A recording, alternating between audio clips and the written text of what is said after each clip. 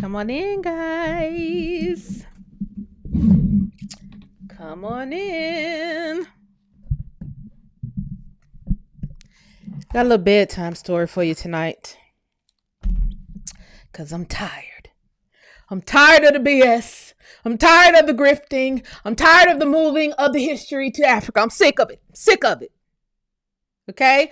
I can't scroll on TikTok for 2 minutes without somebody moving our history to Africa. I don't know why they're doing this. I'm tired of it though. So tonight, we will have a bedtime story. We're going to go over some things. I don't know how deep this may get, but I'm going to keep it really cute and light because I know a lot of us got to go to work tomorrow. Okay? A lot of us got to run businesses tomorrow. So I'm going to keep this real nice and cute. Put on your bedroom clothes. I know y'all already got on y'all sleeping clothes. I got on mine. Okay? And we finna get started. Click like in here. Come here. Let me know if it's too dark. I hope y'all can see me fine. But come on in here. We got to talk.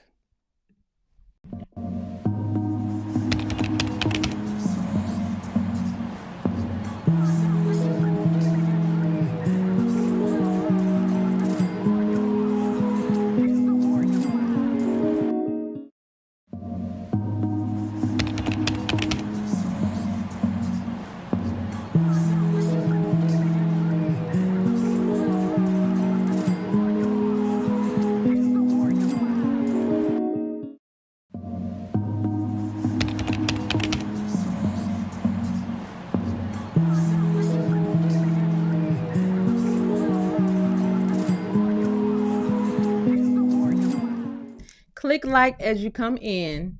Happy Sunday, guys. Happy Sunday night. Okay. I'm not used to being on here on Sunday night anymore. I used to do a show called Solution Sundays where I would give out solutions, so you can keep it on your mind as you go into your work week. That's when we was really deep in the land conversation, but I somehow strayed away from that and I just have not been on here on a Sunday night in a while. However, every time I scroll on TikTok, it's like another person has moved us to Africa. And y'all, I honestly, I truly am very, very tired. Okay. I'm very much tired of that. Okay. As you all load in, click like. Good evening, everybody. I will be coming up with the system, guys, to get people off the site when I go live here. I just haven't done it yet, but uh, I haven't done it yet, but I will be doing it. I will be doing it. You know. But to everybody who is on the site, guys, it's so many people on there now. I hope you guys are enjoying the site, our beautiful site. I hate that my screen can't get right so I can really show the goddamn site like it's supposed to be shown. I don't know what's wrong with my computer. Every time I go live, my computer start doing whatever it wants. Okay, I'm talking whatever. I don't know whether it's because I'm connected to Facebook and Meta can control my screen or YouTube. I don't know, but it's something very fishy going on here. Okay, something very, very fishy going on here. Anyway, some people are getting stuck. I can actively see y'all some people getting stuck on the login screen when they join. And I think it's because of the security protocols on your computer. When you join the site, clear out the browser and type the website back in straight, and then you'll see the site. So for instance, if you're searching and you're on a block, if you're searching the site prior to joining and you come up on a page that is for members only and you join from that page, then once you actually join, you may be blocked from that page. You can either refresh your screen or clear your browser and type the website back in, and then you'll see it. You'll see it come up. And then you'll be off the screen and you'll be able to see the actual site. So yeah, that's that. Um, what else? What else before we get started on the subject matter at hand? Why I don't know why. Like I said, I don't know why I can't get this where my oh, I think I know why. I think I do know why. I think I do know why. I think I know why. Hold my mute. Get some people in here. Continue to click like as you come in. I think I know why. I think I know why. Hold on. Let me see. What is that is no, I don't. I don't know why. I thought I did. I don't. I don't know why. I don't know why, guys. I thought I did, but I don't. I don't. I don't know why my screen is doing that. Let me see, because I got to show y'all something from my screen. So let me make sure. Hold on. Hold on. I'm troubleshooting real quick. Because I need to make my screen where you guys can actually see it. Hold on. Hold on. Hold on. Hold on. Hold on. Hold on. Hold on. Hold on. Hold on. Hold on. Hold my mule. Hold my mule. Continue to click like because I need to show y'all some land files, and I actually got to go on BLM site, and I need to make sure you can see my screen when I go on the site.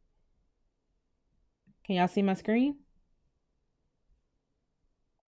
Can y'all see my screen? Let me know in the chat if y'all can see my screen. Because it's like a weird shape. I don't know why it's this weird shape. Let me know if you guys can see my screen because I'm about to show y'all 3 land documents. Is this why?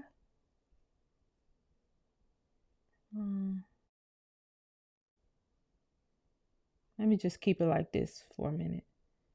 Can y'all see my screen?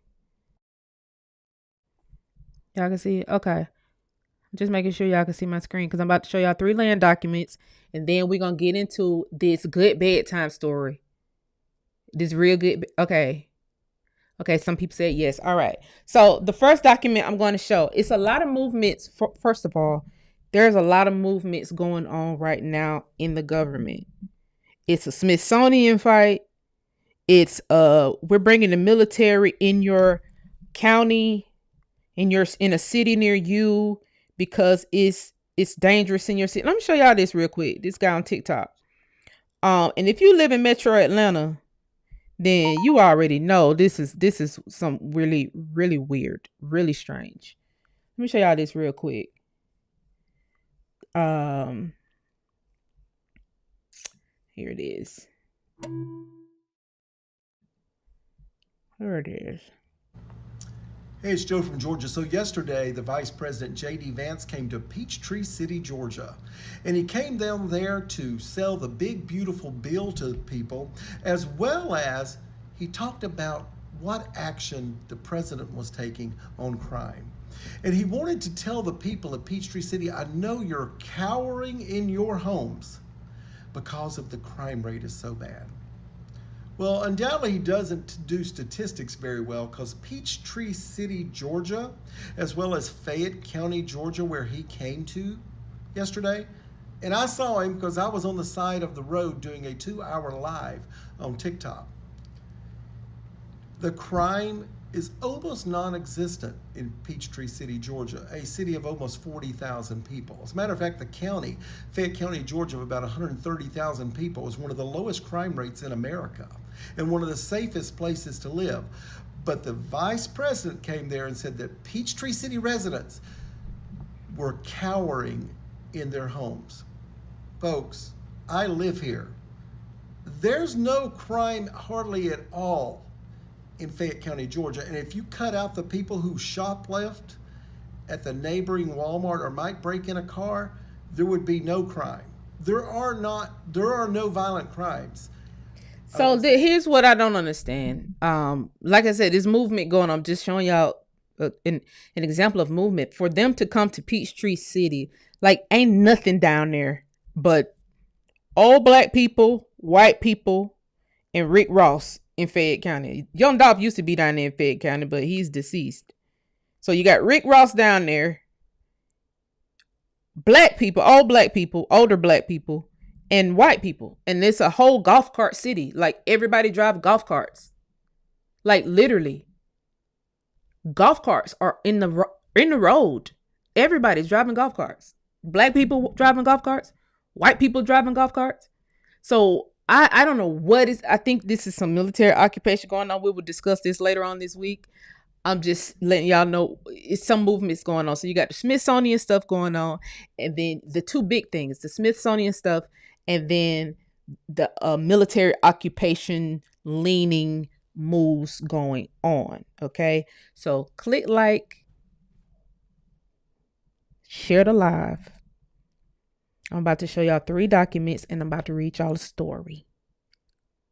Okay, a story that's going to tie into everything. Wule Gullah is going to tie into everything. First off, I want to show y'all so I can reassure you guys that what we have going on with heirs property, it has nothing to do with being a foreigner.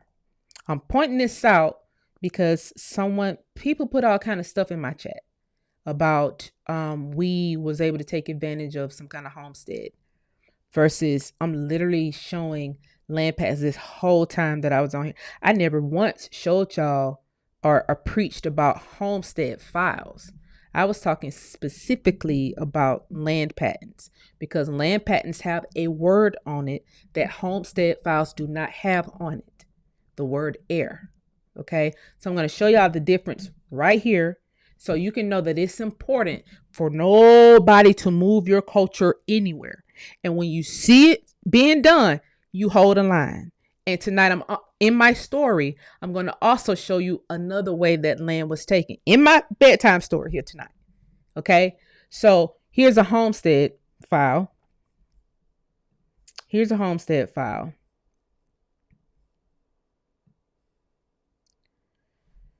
Okay, homestead. Let me see, can I shrink it a little bit for you all for your viewing pleasure? But as you can see, it is hard to shrink because the writing is very, homestead, okay? Land office. This is 1888, okay? This is actually a foreigner, okay? This is actually a foreigner. Now, did the foreigner get to be on 160 acres? Yeah. I do hereby apply to enter under section 289 revised statute of the United States. Now, mind you, this is Reconstruction. This 1888, okay? And then it shows where the land is, section, the township, and the range, and containing 160 acres. And it has their name there. And then it has the land office there in Arizona. And it has the date there, registering the land office here. Okay, do hereby certify that the above applicant is for surveyed lands for the class which the applicant is legally entitled to enter under section 2289 revised statute of the United States, and that there is no prior valid adverse right to the same. Okay, that is the extent of these homestead files. Okay, now let's show you another file.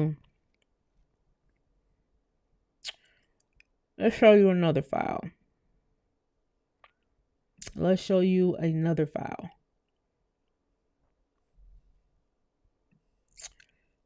Let's show you, let me shrink it so you can see it.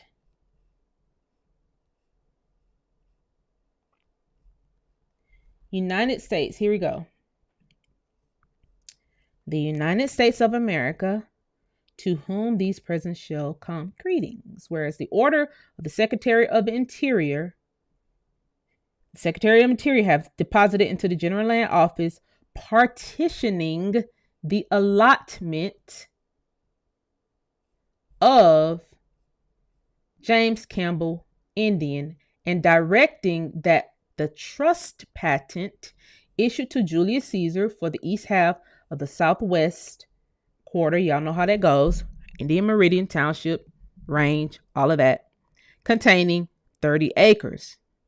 Now, know ye that the United States of America, in consideration to the premises, blah, blah, blah, said Indian Julius Caesar, subject to all statutory restrictions, trust patent covering the land. The patent shall not operate and extend the trust period declared in the patent for said land dated October 9th, 1893 as extended. You notice something was missing from that, right?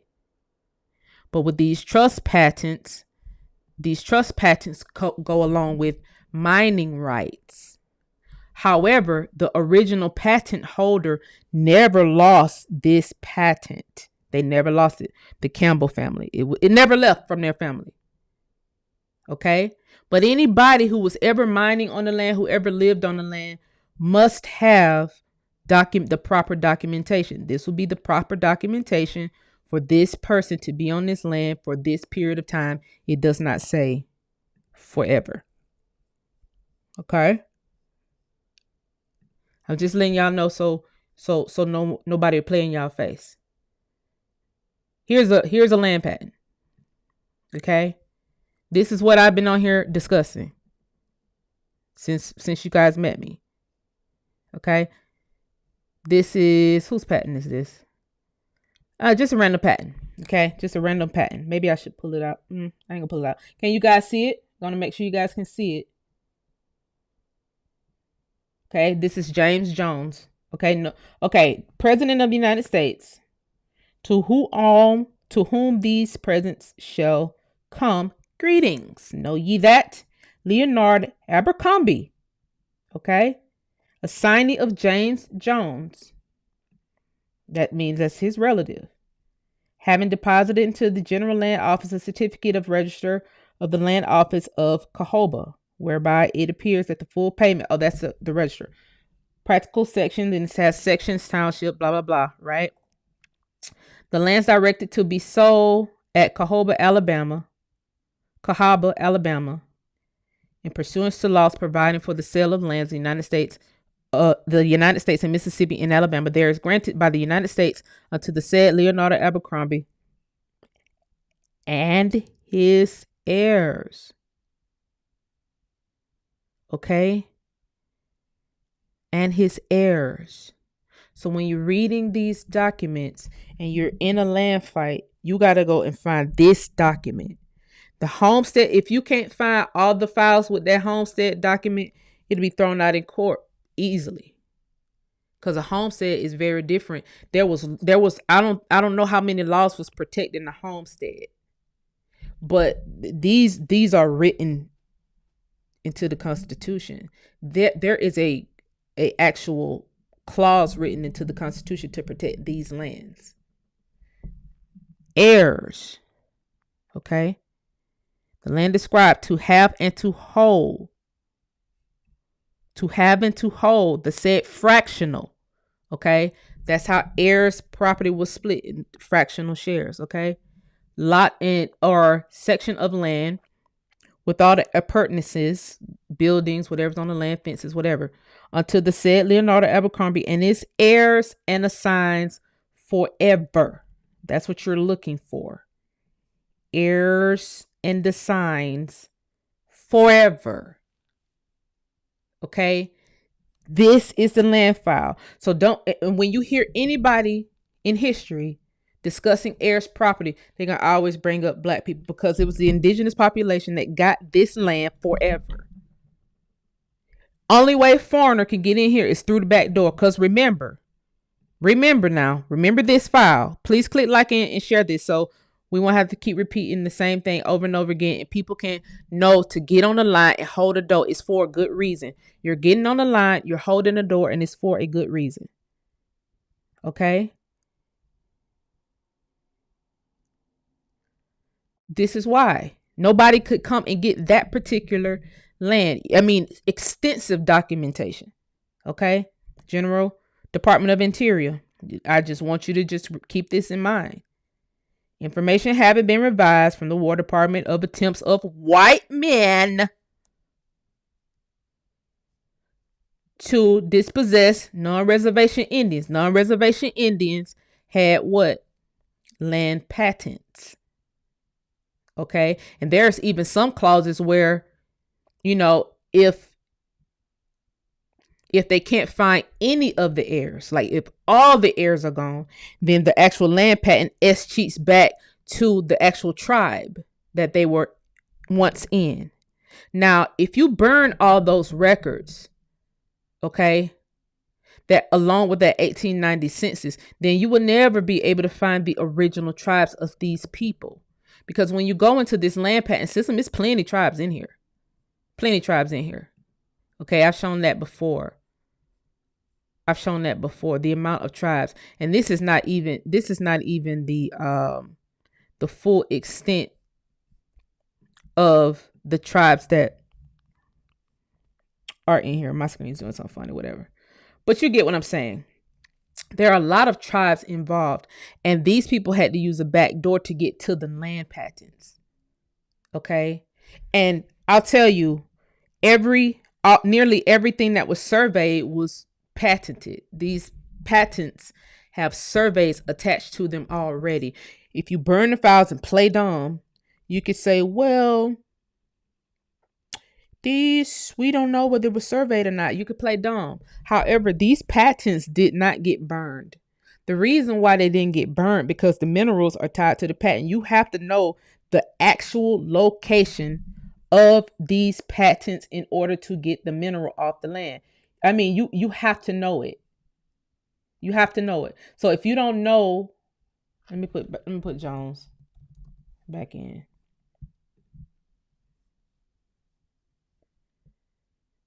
The only reason you would even go to war with the people is to get the commodities on the land. Here's where the commodities are. It's attached to these. I'm just clicking the first one in here. This is 521 acres. It's attached to this description on the patent. This geographical location on the patent details.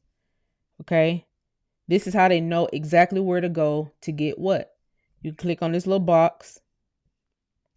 It's going to make you a box, and you know whatever's on this land right here, whatever commodities that fit inside this box. If your family getting targeted, it's because of whatever commodity is right here. And, they'll know this down to the range, the latitude, longitude. This is what all of that is tied to. Now, the homestead is something totally different. It's not a real big difference, but the difference is it's not heirs property and it's not forever. However, a lot of those homestead files did come from land patents. So it's still connected to somebody's land, but you only had that for a certain period of time, and then it go back to the original holder. Just like when they, took some of the land for a relative or took it for a trust, which a lot of times that was during a war period. They were taking people land and putting it in trust, and then whatever commodity was on that land, they were mined it during the war period. The proceeds from that trust, from that land, was supposed to go into an account for the family, and that family was just supposed to be accumulating money for a certain time until that trust period was up. After that trust period, the money was supposed to go back to the family. Or where'd the money go? Okay. Because if it was truly given back to the family, then you wouldn't have an issue where Black people were fighting the whole time with land patents. And you wouldn't have an issue where the military was just coming in, doing these occupations on the land, taking the commodities, taking everything. It never escheated back to the family as it was supposed to. Somehow they were able to say it was abandoned. And now it's escheated to the state some kind of way. But the files still say forever. Okay? And that's one thing that you cannot change. When people are talking about heirs property, they're not talking about the one house that you bought in 1992 that's fully paid for. That's not what they're referring to. They're referring to this document that says forever. And there's only one group of people that holds these particular documents, and ain't but one group of people targeted behind this particular document. That's it. Why the target is happening. Because you needed a back door inside in order to get on that document forever. That back door could be a myriad of things. One thing we about to go through tonight. Sometimes people married into your family, you thought it was love, but they was using a back door, and then it makes the one drop rule, even more clear to you. You don't need but one drop. I'm in the family. I don't need to do nothing but get you pregnant, have a baby. I can have your baby. I'm in the family. That's what happened with the Drummond family. So we're finna read right now. Or do I want to show y'all this file? Determining heirs, public law. Is this important? I guess so, because we talk about subject matter, public law. Public law 9636. The permit to permit any Indian to transfer by will restricted lands to such Indian to his or her heirs or lineal descendants and other Indian persons. It was never supposed to go to white people. Look at your neighbor and say, it was never supposed to go to white people. This is the heirs property document I just showed you. This is public law. Being enacted by the Senate and House of Representatives of the United States of America and Congress assembled, that the first proviso of Section 4 of the Act of June 18th, 1934 is amended by striking the phrase or any heirs of such members and inserting in lieu thereof the phrase or any heirs or lineal descendants of such member or any other Indian persons for whom the Secretary of Interior determines that the United States may hold land in trust, which is the second land document that I showed. You still got to go from Indian to Indian. Now, how's all these Negro families the only ones in here with heirs property? How are we the only ones that are not getting assistance through FEMA because we have heirs property? This is the heirs property that they're referring to. Okay? Just so we're clear. And also, you hear if you go back and look at, war or any kind of natural disaster, even go back even to Katrina, go and look at some stories concerning Hurricane Katrina and see how there was actually a fight between government and state because they were trying to see who actually get to manages this. This was an heirs property issue even during Hurricane Katrina. And that was probably the worst disaster hurricane wise that has hit America. There was an heirs property issue even during that time. They sitting there arguing back and forth or who got jurisdiction. It's a jurisdiction issue. Same thing that has been happening in South Carolina time after time. And what they're doing is they're taking these, and they can do it from a culture standpoint. They can take the culture, put it somewhere else, and then they can end up erasing the jurisdiction issue. The jurisdiction issue needs to very much stay in place. But they could take the culture of the people, send it somewhere else, export it somewhere else, and then they can swoop in and take the land, just like they're doing in South Carolina currently. I don't know why the Gullah are from Africa, but the latest date that I could find is 1997 when there was a mention of the Gullah being from Africa. And I just found that on Wikipedia. However, I really hate that people are saying it. So I'm gonna read a story tonight that's gonna tie into this whole Gullah African thing. And it's a story in Tennessee. However, this our bedtime story for the night. Okay? This our bedtime story for the night. Where my story at? Hold on. Let me pull my story up. This is Tennessee. Shout out to everybody in Tennessee. Now, this is kind of a long thing. I'm not gonna read this whole thing. I'm literally just gonna skip through a lot of this. Let me make it small so you guys can see. Click like, get some people in here. This is I'm definitely gonna share this file with y'all. It's 126 pages. Okay, this is a Smithsonian excavation. Okay, now mind you, I had a relative that was also excavated by the Smithsonian, and there's a big Smithsonian fight going on right now. For some odd reason, it's like they want to come in and do this again. Okay, so let's read. Let me see. Can y'all see the full document? Oh, I ain't gonna be able to read it like that. Dang, hold on. Hold on now. Hold on. Hold on. Child. Hold my mute, child, because that's small. Okay, so the name of the property is Fucus Group Archaeological Site. Like I said, I'm gonna read through this really fast. Okay, it's the Boiling Springs Site, or Fucus Group Archaeological Site. Location 8400 Moores Lane, Brentwood, Tennessee. And now for all you goofies who's gonna watch this on the playback, this is not no more Spanish Empire, Morocco. This is not what this is. This is the Moores family, the Muskogee, okay, from America, okay, from America. And it is not no, you know how y'all be doing it. Is it more or is it more? Nigga, okay? Y'all gonna see who property it is in a minute, okay?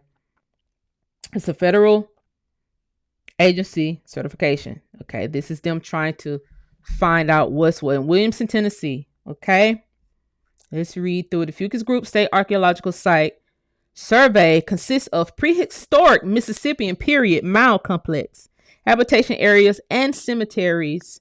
1000 to 1450 AD, situated on two modern tracts, totaling approximately 20.72 acres. The prehistoric site and historic location within a formerly larger farm complex that has subsequently been subdivided into multiple tracts. Please share the live. This is very important. But the prehistoric site itself retains integrity. The site occupies a known overlooking of East Fork of the Little Harpeth River, a tributary of the Harpeth and Cumberland Rivers. A cluster of several large year-round springs at the locale are collectively referred to as boiling springs. Okay. The site is now managed by the city of Brentwood as Prim Park, a city historical park designated to showcase the Boiling Springs Academy, and Fucus Group. Prime Park also connects and acts as an entrance to Brentwood Bikeway. Let's scroll. Let's see which other part.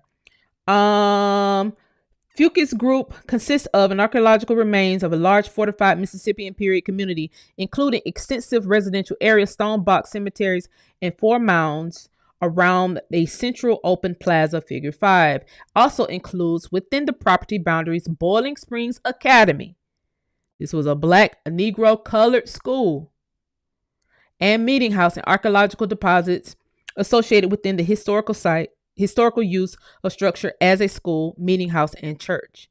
The large earthwork at the mound site, Mound 1, okay, Mound 1, measures 185 feet north and south, 160 feet east and west at the base. The summit reaches a height of 25 feet above the surrounding plazas. For a variety of reasons discussed in Section 8, which we're about to get to Section 8, this mound has never been explored by antiquarians, basically the antiquity period, or modern archaeologists, nor has it been any substantial damage from looting.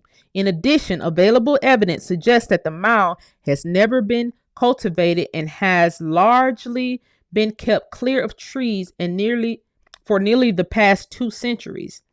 As much as this platform mound has potential to be the most archaeological intact such featured in the Middle Cumberland region. Now this just goes through the whole area. Mound 1, Mound 2, Mound 3, Mound 4, Mound 5. Okay, Mound 2, I'm not going to read all this stuff. Mound 2 is a low oval platform mound. It measures 235 feet north and south, 160 feet east and west. And in 1920 stood 7.5 feet height. Mound 3 is a low over 1920.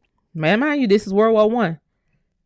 100 by 110 feet. Mound 4, this is Tennessee. Tell Tennessee to stand on up now. This East Tennessee. 200 feet north and south, 180 feet east and west. Mound 5, small, low, 32 feet across, 3.5 feet wide. They was trying to really get funding for Mound 1. The period of significance for Boiling Springs Academy extends from its construction in 1832 through 1927, when it was converted for use as a farm storage building. The Academy building was constructed in 1832 and was served actively as a public school and meeting place through the late 1880s, when it was served as both a church, like I said up earlier, church and public school in Williamson County school system, while slightly modified in 1880s and rehabilitated by the city of Brentwood in 2003 and 2004. The structure remains substantially with integrity for the period of 1832 to 1927. Okay, this is the period of significance for this earthworks. Okay, AD 900 to AD 1450. Okay, 900 AD, late prehistoric Mississippian. Okay. Let's keep reading. I'm going to scroll through a lot of this because I'm trying to get to page 8. I'm trying to get to page 8. I might read some of this though. Okay.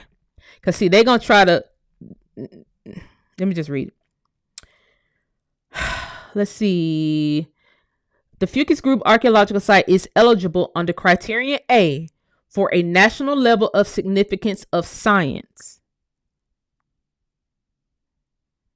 specifically reflecting the historical development and early application of multiple disciplinary approaches of American archaeology. I feel like it's something else I was supposed to read up here. Wait, I'm messing up the bedtime story. Hold on. It was something important I was supposed to read. Or maybe I ain't got to it yet. Okay, Criterion A.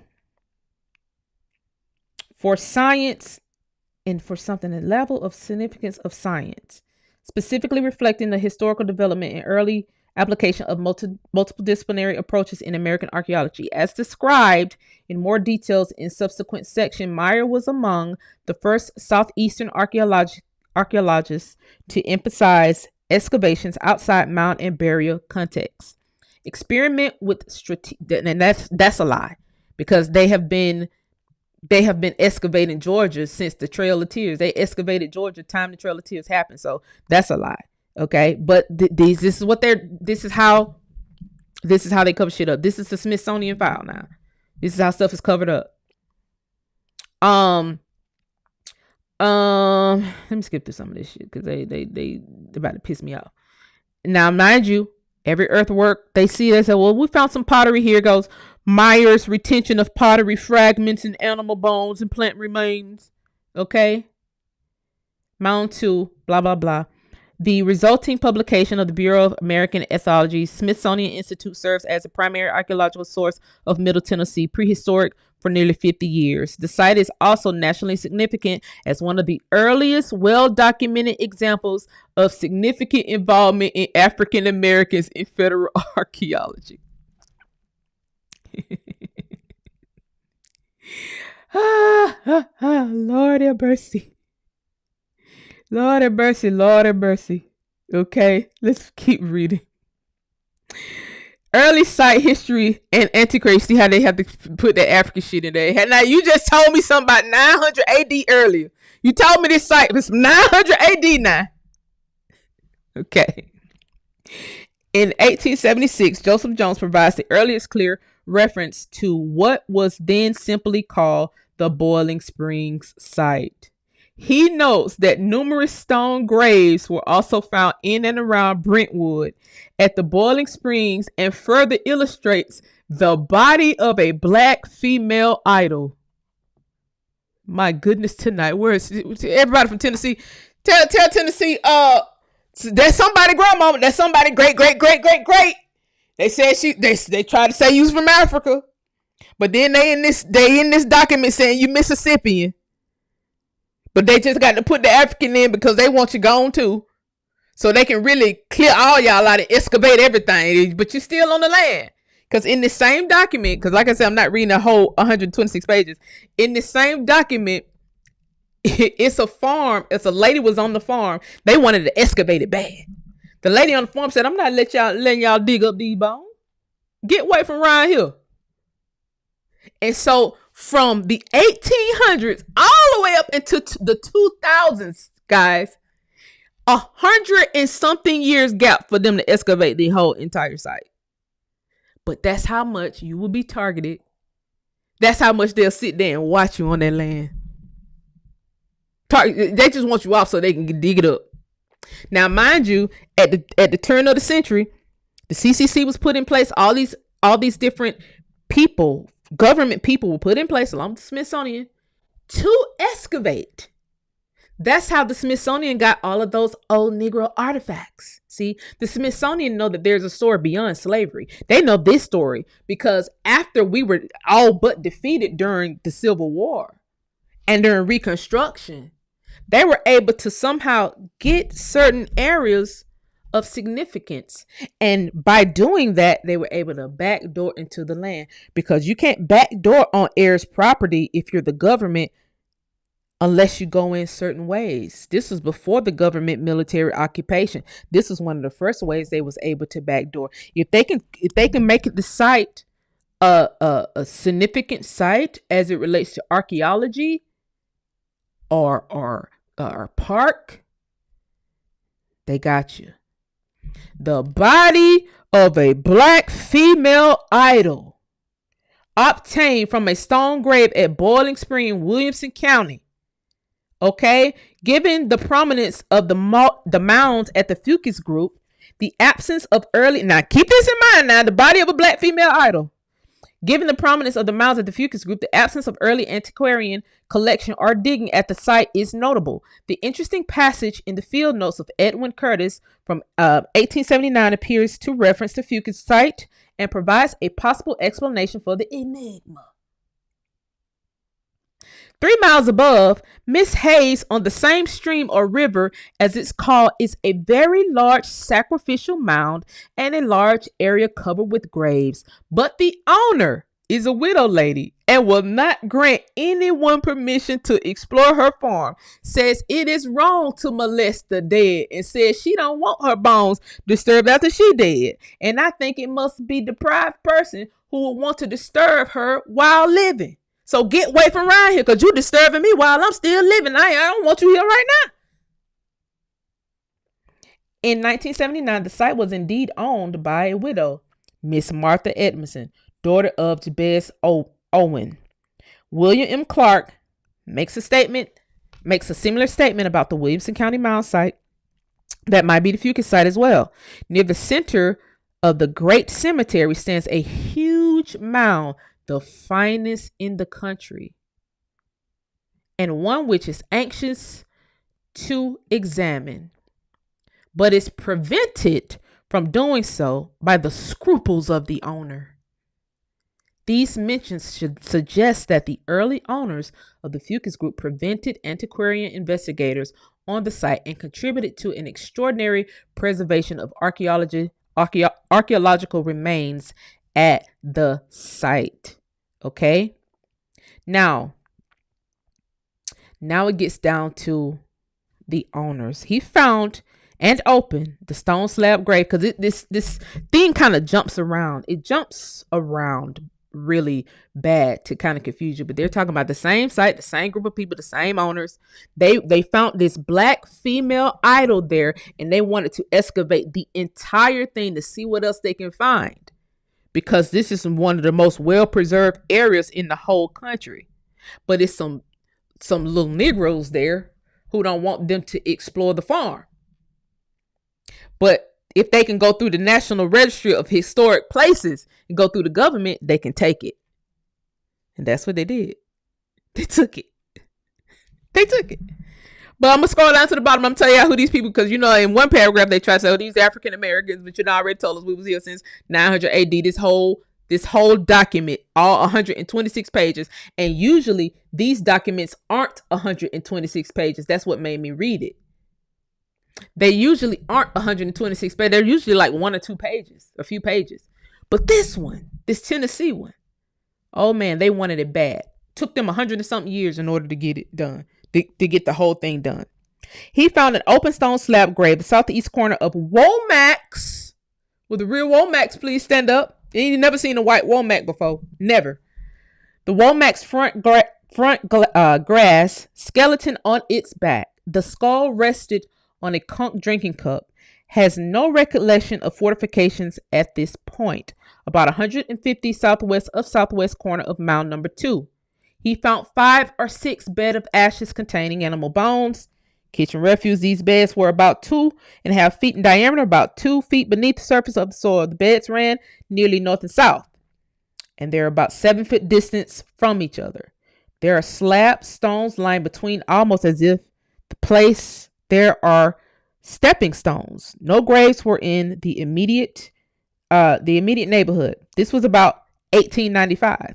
This is after they found the black idol, the black female idol, in which they don't name which female it is. But if you go down in history, you can recall one of the wars was actually started about a princess that wasn't far from that area. I don't know whether it was the Chickamauga Wars that was started because a black female princess over there was captured. A fight between the Catawba and the Chickamauga. One of them Indian wars was started by the. But hey, I could just speculate. I'm gonna have to speculate because they're gonna tell you at the end of this document. You got to read all the pages for them to show you even what was going on here. Okay, Miss Cox made no written notes. In Boiling Springs School, between the two large oak trees, he found what apparently was a lot of kitchen refuse. On the western edge of mound number 1, yes, please click like in here, please share the live. He found what he thought to be grave rocks, not in place. No bones or evidence of burial were with them. Burial in mound number 2, first grave, was about 2-3 feet below the surface. Stone slab with top removed, probably removed by plow. Yeah, right. Body at full length, adult, no relic. Second grave was immediately below number 1, but was not in a stone box. An adult, about 10 inches earth separated from box in number 1. There were about 3 more skeletons buried in layers beneath above 2 bodies. He found with these bodies a nest of 5 pottery bowls. Really? 5 pottery bowls. Okay. Where back in that goes to show you how old these is, because they were using pottery bowls back in this time to separate the organs from the bodies. This actually was something that was practiced in ancient Egypt. I don't know how the practice got over here to America, but I can all but guess. I can all but guess everything that they said that was similar to this. They probably named it Egypt. I don't know. Ain't no telling.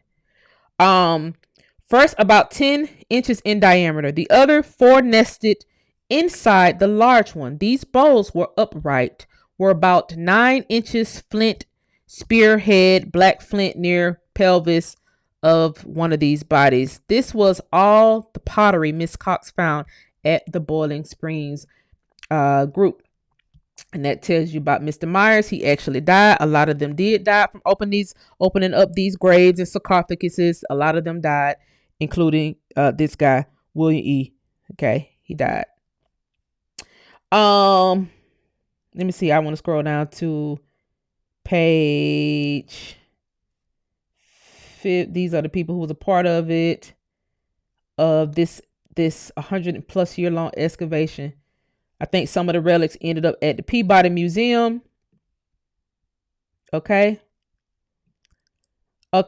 Some of it, of course, it was at the Smithsonian, but some of it ended up at the Peabody Museum, Phillips Academy, the American Museum of Natural History, and Hay Foundation, because they was the ones who ended up funding it, so they get their pick of the litter no matter what is found there. Considering these conditions, we may be thankful that such men as Joseph Jones and General Thurston was on hand. These writings, unmarried by the mound builder extravagance that prevailed at the time. So they found writings, they found a lot of stuff at this mound site. Whatever these ancestors was buried with, they got it. They got it. Okay. Although mounds continued to attract curious Tennessee antiquarians, it was the excavation of stone box graves and related habitation sites that witnessed the first problem oriented archaeology in which there was an attempt at accuracy in excavation and recording. This led to new classifications of chronology of Tennessee prehistoric cultures, guys. The niggas were so old that they found, they said, oh, we got to redate this. We got to redate this because we cannot put this out to the public. Because everybody know that there is a black school. It's been a black area this whole time. They know this black item was found. We got to reclassify it. We got to do something quick. Redo the dates. You see, a lot of people think, ancient antiquity. They go in their heads to think 1000 BC. No, antiquity for the white people was Reconstruction, and the top of the century, top of the 1900s. Literally, that's when they was able to excavate America. They said, look, these damn niggas so old over here, baby. What we got to do is gotta add 1,000 years to it and put them at least 900 AD, when in fact it's the BCE era. It's supposed to be BC, but if we do that, then that may take them back to the 18th dynasty. Who knows? It might take them back to Akhenaten in them era. So we the Smithsonian. We will rename this stuff based on Tennessee alone. We will redate this stuff based on Tennessee. What they try to say is a hick state. These are all white people in this state. The whites, we were first here in good old Tennessee. The darkies that were in Tennessee was so old it made them restructure the whole shit.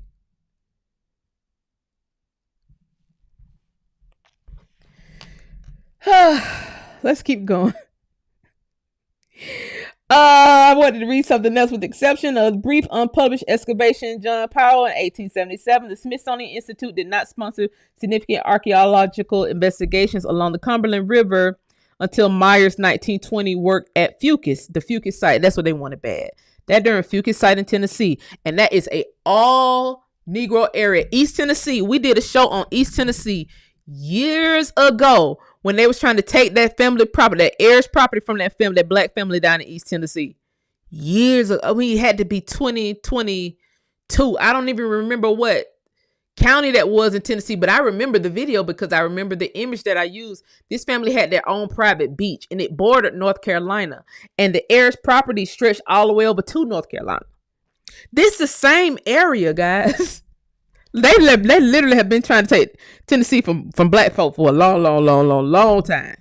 Okay, so Smithsonian funded that Myers' 1920 work at Fucus and nearby Gordon site in Brentwood. The large-scale investigation of the Bureau of Mound Exploration in the late 19th century were focused along the Tennessee River in East Tennessee. This oversight may relate to the Gentleman's Agreement not to interfere with the exploration of Harvard's Peabody Museum. Okay? You got Harvard down there digging up stuff on people heirs property. So when I dig this stuff up and we see the deeds of niggas, baby, we better put these Africans, we better do something, because we cannot have history to depict these darkies as the oldest Americans over here. We can't do it. And you can't do carbon dating on the white. Look at all this carbon when I open these. These niggas' skin still dark. What am I to say? If they was white, they'd been turned into dust by now. But look at how preserved the skin is. Oh my God, these niggas was wrapping themselves in tobacco over here in America too. Oh, that's right, because tobacco is from America. So that practice started over here and not in Africa. Because how did Africans even get tobacco? Now, how long did they have to move all the sarcophagus? Because they was talking about all this stuff. I mean, How long did they have to move the bodies to wherever they wanted to move? When did Harvard ever put out a report that they found niggas in Tennessee? They're never gonna do it ever. They didn't want to do it. The Smithsonian didn't want to do it in this. They had to bite their lip and call us African Americans, baby. They had to bite their lip so darn bad. But I want the real people of Tennessee to please stand up and be proud. You've been here. Don't let nobody tell you nothing about no Africa, baby. Hold the line and hold the door closed, baby. Hold the back door closed. Hold the front door closed. Somebody need to stand at the windows. Because we can use Tennessee alone to prove any kind of point that you want to prove. If anybody asking you, well, you need to prove a point that black Americans been here, baby, go ask the Smithsonian. Go ask Harvard. Go ask Harvard. Go ask who they excavate. Go ask who that black idol is. Black female idol. Go ask why this was the most preserved mound site in all of the country. It took them 100 and plus years to excavate the whole thing because they was watching the family die. They was watching the family be targeted. They was watching the heirs get picked off one by one. They were on code from the late 1800s all the way up into the 2000s until they finally was able to excavate the whole thing. Now, let's scroll all the way down to the bottom because this is a lot to read. And I want to give y'all this story, and then we're gonna get to the Guala. Okay, we gonna get to it. I just had to show y'all that I had to come on here because see, we got to make something very clear. You niggas got to stop playing in our face and stop asking us stupid questions about our history. Go cross the water where your great grandmama and them buried at. Worried about whether they gonna excavate your great grandmama because see, we got shit to handle over here. When these people are talking about Smithsonian and talking about military occupations in these cities and all this shit, we need to have our attention focused on this stuff. Okay, with you talking about moving stuff around the Smithsonian, that's cool. Because we are more than slaves. We've been more than slaves. However, are you going to put some of this stuff out? Are you going to put that there was a black idol that was excavated in Tennessee in the most well-preserved grave ever, and you went and tampered with the grave, and you went and unearthed these people, and you went and dug up people great-great-granddaddies like you did mine, and the bones at the Smithsonian? And all these other families, just like mine, Darky's bones at the Smithsonian, you went and opened our ancestors' graves. Examined them. Had all these years to examine them. Got the land. Turned some of the shit into state parks. Turned them into historic sites in order so that you could have the land. Use the back door to get the land so that you can excavate it at will now. You can excavate it anytime you want to. Now you got the whole family, the whole DNA profile of the black idol that you found there. Never mentioning the name of the black idol. But you found that black idol and you wanted to get every nigga that was buried there. And then when you realize, all ye whites, when you realize what was going on, you said, we got to give these niggas an African story by all means necessary. Any and every means necessary. We better give them a story and we better give them some shit quick because these young ones done woke up. They're not sleepy. They're not that sleepy. They got on their sleepy clothes. It's a bedtime story, but they're not that sleepy. They're not that sleepy. You know, they actually not that sleepy. Let's scroll. Because this is a lot to read, y'all. Because I got to get to the other part of why I even came live tonight. Oh, this is a lot. It's the Mount site, Williams County, Tennessee. They had their eyes on this shit the whole time, baby. Don't think they'll know where you are, baby. They been had your whole neighborhood, man. Had the whole neighborhood mapped out, the whole county. This the government now with their eyes on it. Okay? Whole county mapped out, y'all. Mapped out down to the letter, baby. Baby, they watched these folks for over 100 years. Do you hear me? They watched the people in this area for over. Just fucking obsessed. It's an obsession at this point. Niggas upset. Why don't you go excavate Europe? There's nobody in Europe you can dig up. Okay? Just fucking up. Look at it. Got it. They got it all circled, baby. They knew exactly what they had to come back in and do. Okay? Stayed on code. This the site. Now, mind you, this is inside of neighborhoods. But you don't have a LiDAR. You don't have LiDAR So you can't see your neighborhood from the top down. The government can. This isn't a black neighborhood. Graves scattered throughout the Smithsonian had all this shit mapped out in the 1800s. Black people, we just here willy nilly going to grandma's house, getting biscuits and chicken, going to Walmart, going back home, going to the mall, buying shit off Amazon. They don't even know these people got eyes on you. They got eyes on you from the top down. They got LiDAR penetrating the ground to see if there's any oil down there. Because this site is so old, there's got to be some oil down there. This got to be the oil of the saints at this point. Okay? Oh, they want it bad. They want it bad. They want it bad. They want it bad. They want it bad. Okay? Random farm. This the school. This the black school, the black children's school. Okay? This the guy that died, the first guy that died from doing the excavation. The first guy that died for messing with the leaders of the world. Goodbye. Fucus Group at Bowling Point Springs Academy, Williams, Tennessee, on the lands of J.M. Womack. You ain't never seen no white Womack. I tell you that right now. And you'll never see one. Them Womack still dark skinned. They ain't too much letting no white folk marry into their family. Nah, I ain't, shit. The jury still out on whether some foreigners came and took the name Womack or not. Cause the first one that comes to my mind, he don't live right. He don't live right, y'all. He don't live right. He a politician. He don't really live right. However, that show is an old Negro family and an old Negro name. Now, here's where the Smithsonian get the line. They say, oh, these were the people who were doing the excavations. And when I went and looked up the picture, these are not the people who work for the Smithsonian. This is the actual family. They took pictures from the actual family land and put it in this file. Just dirty. Took pictures from the actual family because y'all done excavated the land. You done got everybody's shit. Got everybody family Bibles, all kind of shit. Took pictures from the family. Added to this file as if the family agreed to give you the damn land. Like they gifted it to you. Just dirty. Slave burying ground. Now see how they do it? They done turned the family. You just told me it was a black idol goddamn on the land. And then you turn all of them to slaves.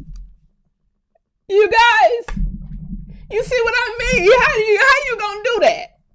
You just told me it took you 100+ years to get all this land from these the slaves. But you forgot you just told me above that you found the black idol here. You forgot you told me that. Okay? They always put this bullshit in there. Womack, Fucus. They always put this we only found little pieces of pottery, little shards, little tops, little bottle tops. We only found a little bit. Yeah, bullshit. Let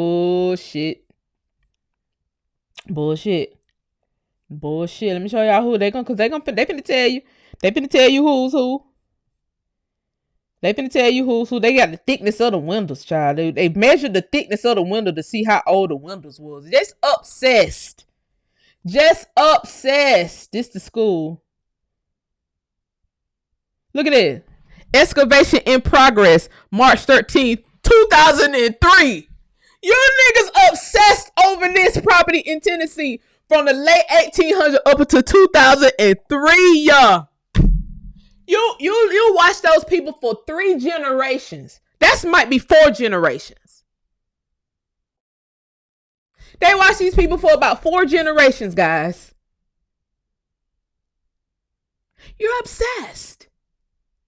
Now, if you're going to watch me for 4 generations in order to get my property, how many of the murders did you fund? How many of the murders did you fund? Is my question. When I was reading this, I was thinking, how many murders did they fund? I wonder did they pay somebody to slide on somebody, because all you got to do is start killing people and destabilize the family. Then their money goes. And then you get to track them moving and abandoning their heirs' property. Guys, look. Look, this is school. Look at that. They excavated and redid the school. Look at this, guys. Williamson County, Tennessee. I got to send this to one of my clients. Prim Historic Park. And renamed it to what they want to name it, whatever the fuck they want to name it. They got the land now, guys. Finally got the land, so we can put our sign out there to let you know this is the government land. And we got, because of the earthworks, we got to call it Prehistoric Native American Town. Although we just told y'all it was African American and these was nigger slaves. We just told y'all above. But when, as it relates to putting the signs up, now we can't call them slaves. I mean, we got to say it's prehistoric. But don't worry, because we already got some Siberians to play the Native Americans. So don't worry about that part. They'll never be able to put two and two together. This has been a 100+ year project. They'll never be able to put two and two together that it was once nigger slaves and a black female idol here from 900 AD. But don't worry, we're going to put prehistoric Native American Indians, because you know better. You know you got to put that American Indian there. You know you couldn't just put Native American. But however, we got the people online right now. We got the people to cosplay. That was a Woodrow Wilson era. We made sure we got that all done. So when they look at this site, they're going to think Siberians, Mongolians. They're going to think Siberians. Okay. Let's put it how it's supposed to be. They're going to think about Siberians. Unless they see the file.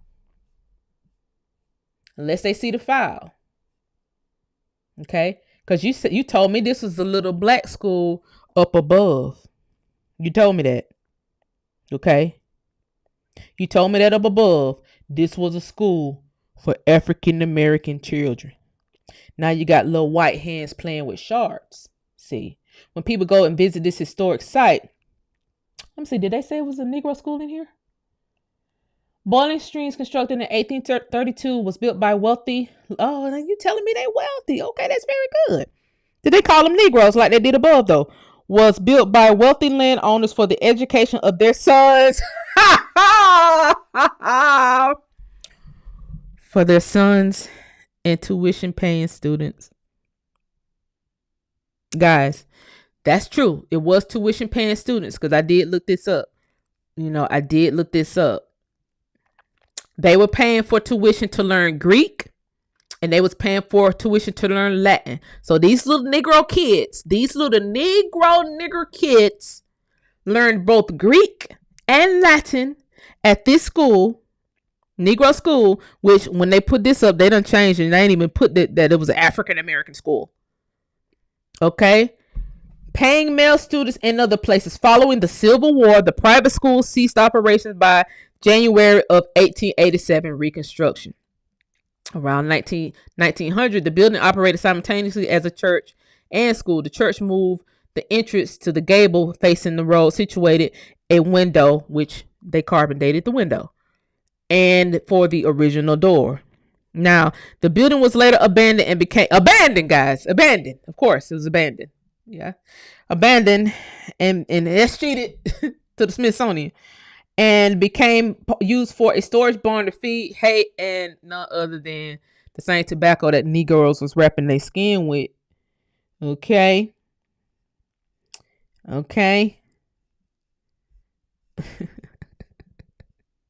And all the rest of the buildings that was on this land, they tore them down to make this historic site. Okay. Tore all the houses down that was in the area. Tore the whole community down to the ground. Tore the whole community down to the ground as they watched Negroes leave one by one, or push them off the land one by one. Okay. Tore everything down. Except these little buildings, they let it stay up. They allow it to stay up. Please share the live. Click like and here, guys. This is very important. It's very important to note also that the little Negro kids was learning Greek. And here we go, guys. Here we go. Here we go. They have to start telling the truth. They know people are not going to read these files, right? The Chickasaw Nation. The Chickasaw Nation.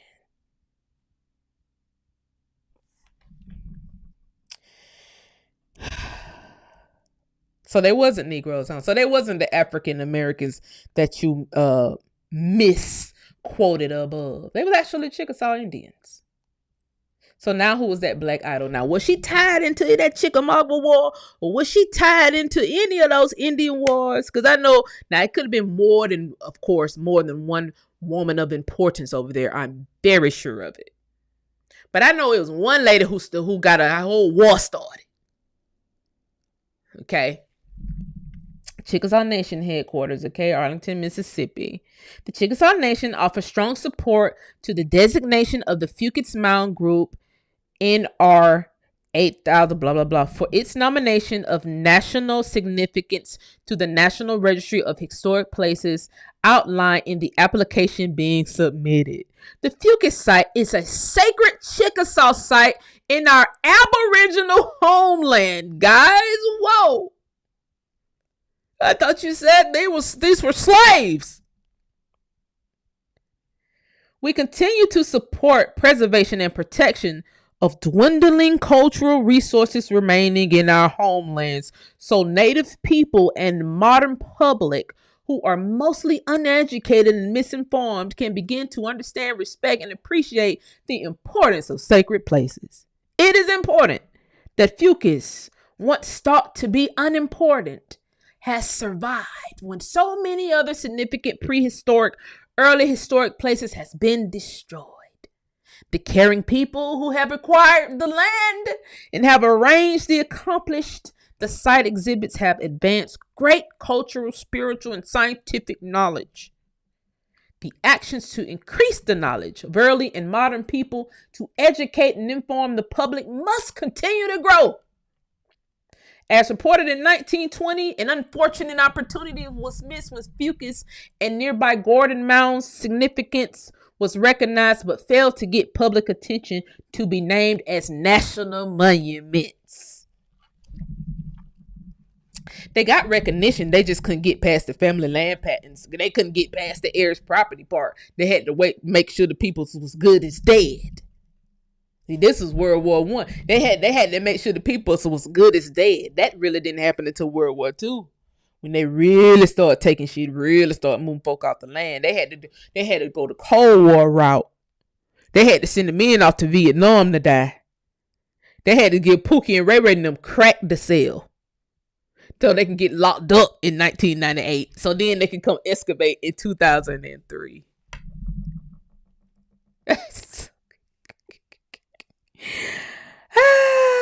Presently, nearly 100 years later, after the site has suffered some destruction and was looted, I wonder who it was looted by. It was looted by the Smithsonian. It is time to afford Fucus the deserved designation as a nationally significant place. We hope in the future that more Native American sites be nominated in the category of significant ancient places, because again, the goddamn bones was so old they had to remove at least 1,000 years off the site. They just said, let's just say 900 AD, because we don't even know. We can't put this out to the public that these niggas been here since the great goddamn big boom, the Big Bang.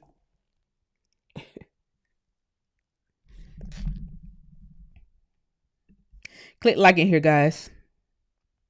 Share the live. You know anybody from Tennessee, tell them to just be proud. Goddamn, y'all some of the oldest people in this hole. You ain't a bitch on TikTok finna tell me nothing about nothing. Girl. Now we can deduce that you was born in a lab. See, our bones go back before all that lab work started happening, before this incubator baby shit. See, we go back way before that. See, you are in the time of said incubators. See, who up there, they excavated out of the sands of Africa that was this old.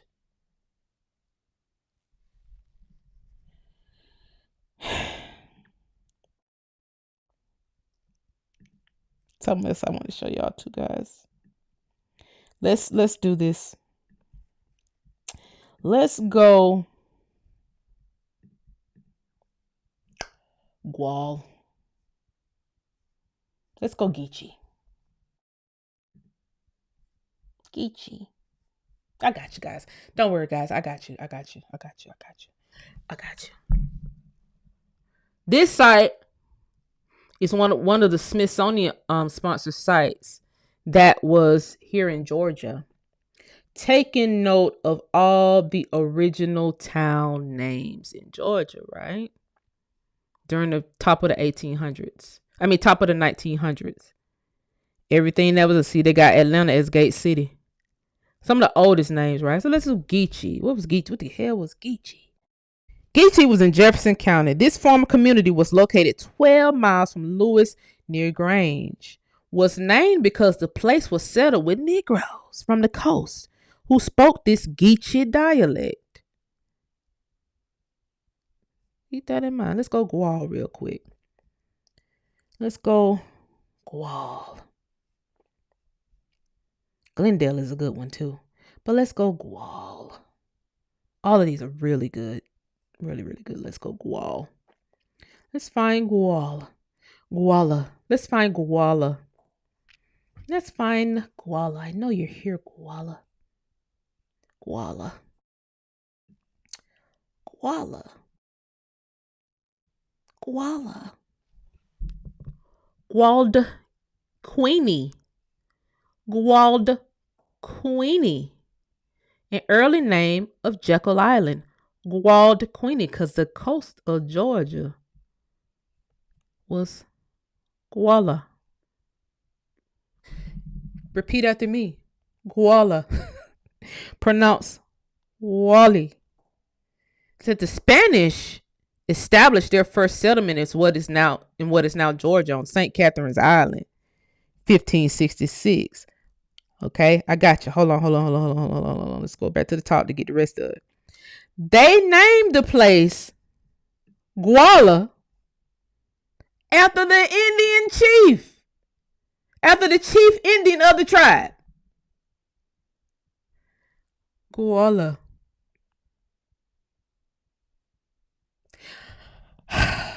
They named the place Guala after the Indian chief of the tribe found on this island. Some historians have interpreted the name as having been derived from the Indian word Wahali, the South. Who is telling these people some goddamn Gullah Geechee is from Africa? I have no clue, but I'm annoyed. So I had to come on here on a Sunday night and talk about it. Wahali, the South. The Georgia coast constituted the district of Gully.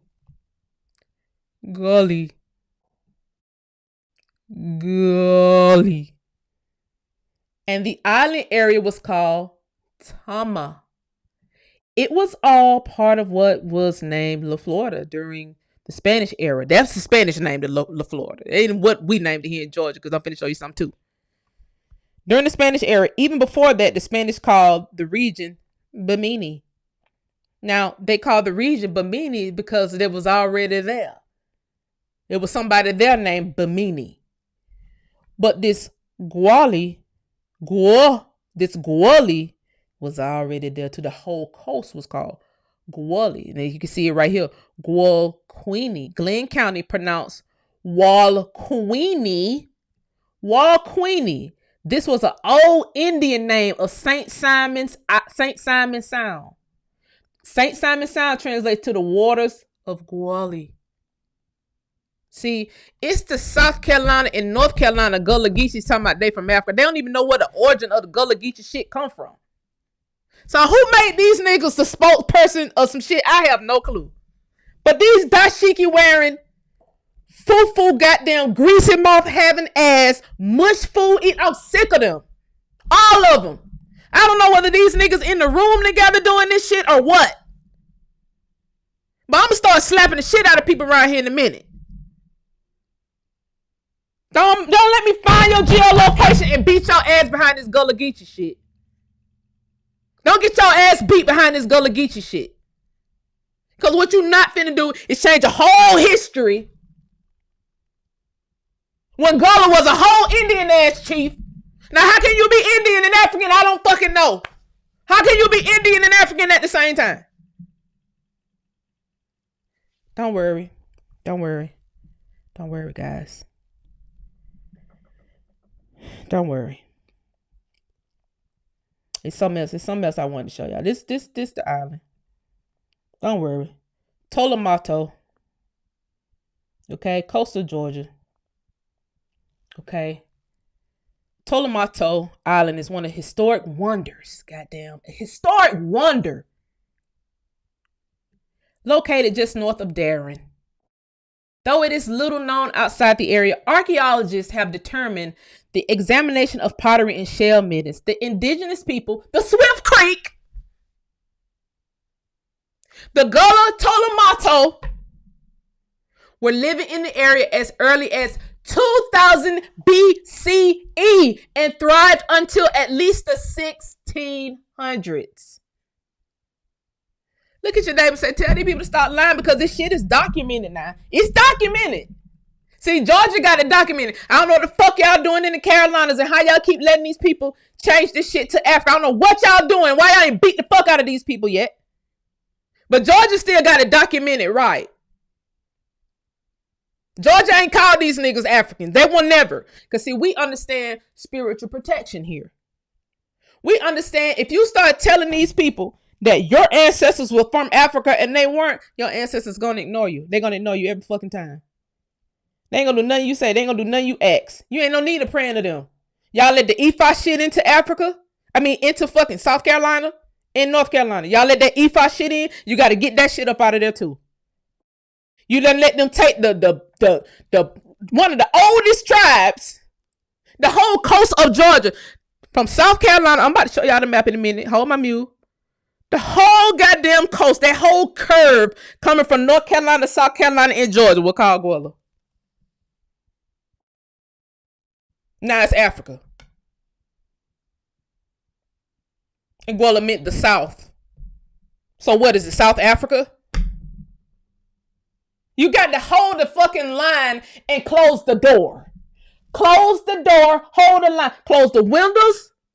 Cause see, that's how they able to take your land. See, that all that South Carolina shit was heirs property. All of that was all Negro heirs property. You had the Perry family coming out of South Carolina, some of the oldest genetics ever in the fucking world, coming out of South Carolina. And then you just let these people take your stuff. And see that property on that coastline is so valuable. They're going to move you to Africa. They're going to drop the property value, move you to Africa, buy it, and then raise the property value once you gone. And then they're going to be building all kind of, they already started building this shit. They took some of your most expensive property and build resorts on your most expensive shit. Because you got on goddamn dashiki on in a bowl of fucking pepper fucking soup. You got a bowl of a goat teeth soup. And a dashiki kente cloth on, instead of looking at the land and getting it back, and you building a resort on it.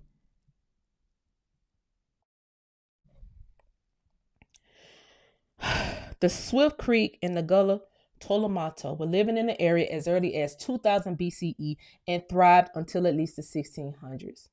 Okay? Then it talks about the Spanish Catholic mission known as Our Lady of Guadalupe, a Tolomato, may have been established here in the 1500s, which the other site also says that 1500 Spanish came in the 1500s, in which they all died. It was 30 of them there, and they all was murdered. Don't worry, they was all murdered. For somebody finna say that in a minute they're gonna try to turn this into some Moorish property because they see the Spanish had came at one point, and then those 30 people got murdered by some chief named Young John. They got murdered.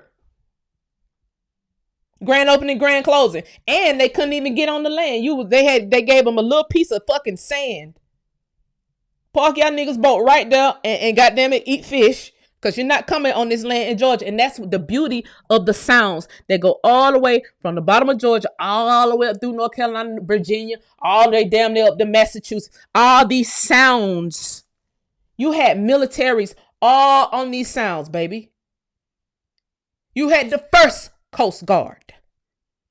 But see, if you're not thinking about this thing all the way through, you would think it wasn't no tough guys over here. It wasn't no man. No, they had them bitches right there at the sound. You're not going any further than this. So you can say the Guala tribe was a tribe on the water. Do your fucking research. The tribe that was on the water, in the marshes, on the sound, holding these foreigners back. And you had to have your toughest guys on that water. You had to have your toughest guys on that water. Now the toughest guys are from Africa. That's what y'all want to say. The toughest guys from Africa. Basically, that's what y'all saying. These wasn't American men. After we done sat here and told you who was who. Okay? And this is what they're referring to.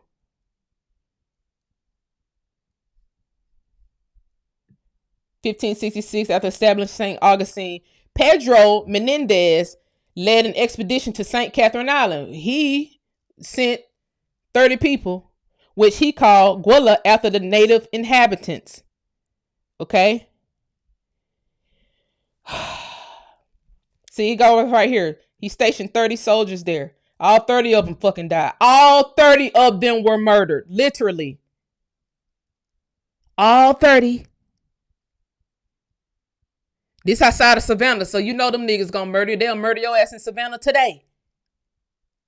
Some of the toughest tribes came out of that area. The Yamasee came out of that area. You know they was killing shit.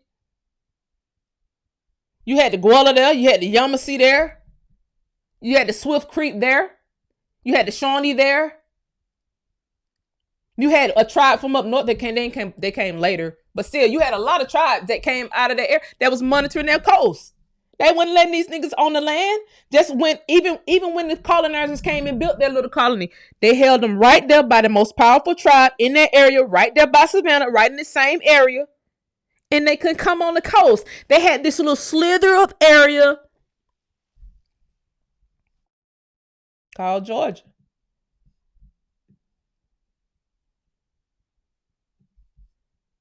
Don't worry. St. Catherine right here. Here you go. St. Catherine, Liberty County. This was the home of the Indian chief, Guala. Okay?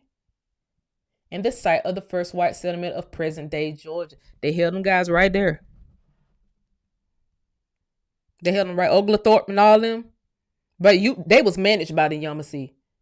They was managed by Tomachichi and them. Them Tomachichi and them wouldn't even let them niggas on the land. They had the sound right there off Liberty County.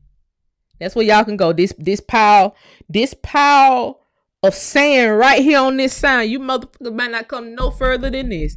Whatever you want to trade with us, you get it off your other boat. You put it on your boat and we buy it from there. It went to way after the fact that the British Empire had to get involved to bring all these troops over here to fight these boys. Baby, that was in 1700s. They had the land forever prior to that. Okay? And Pedro made his first visit to the North Georgia coast and landed at what is now called St. Catherine. And he didn't even stay long. He was so fucking scared, he hauled ass back down to St. Augustine and left the 30 guys up there. Okay? First island mission and the head mission with the Spanish name Santa Catalina in de Guala. He hauled his ass back down to St. Augustine. Okay? Then they get to talk about Mary Musgrove in 1759. Now you leading up to the Revolutionary War. Y'all and by this time you got the whole freaking You got the whole power of the British Empire, and all the Germans, and all the freaking Russians, and the Chinese, and all the Mongolian Asians, and all this stuff about to collude and fight us during the revolution. You got a whole lot of people about to fight us during the Revolutionary War. But prior to that, you niggas was just on the slither right down the sound. You wouldn't even able to come in.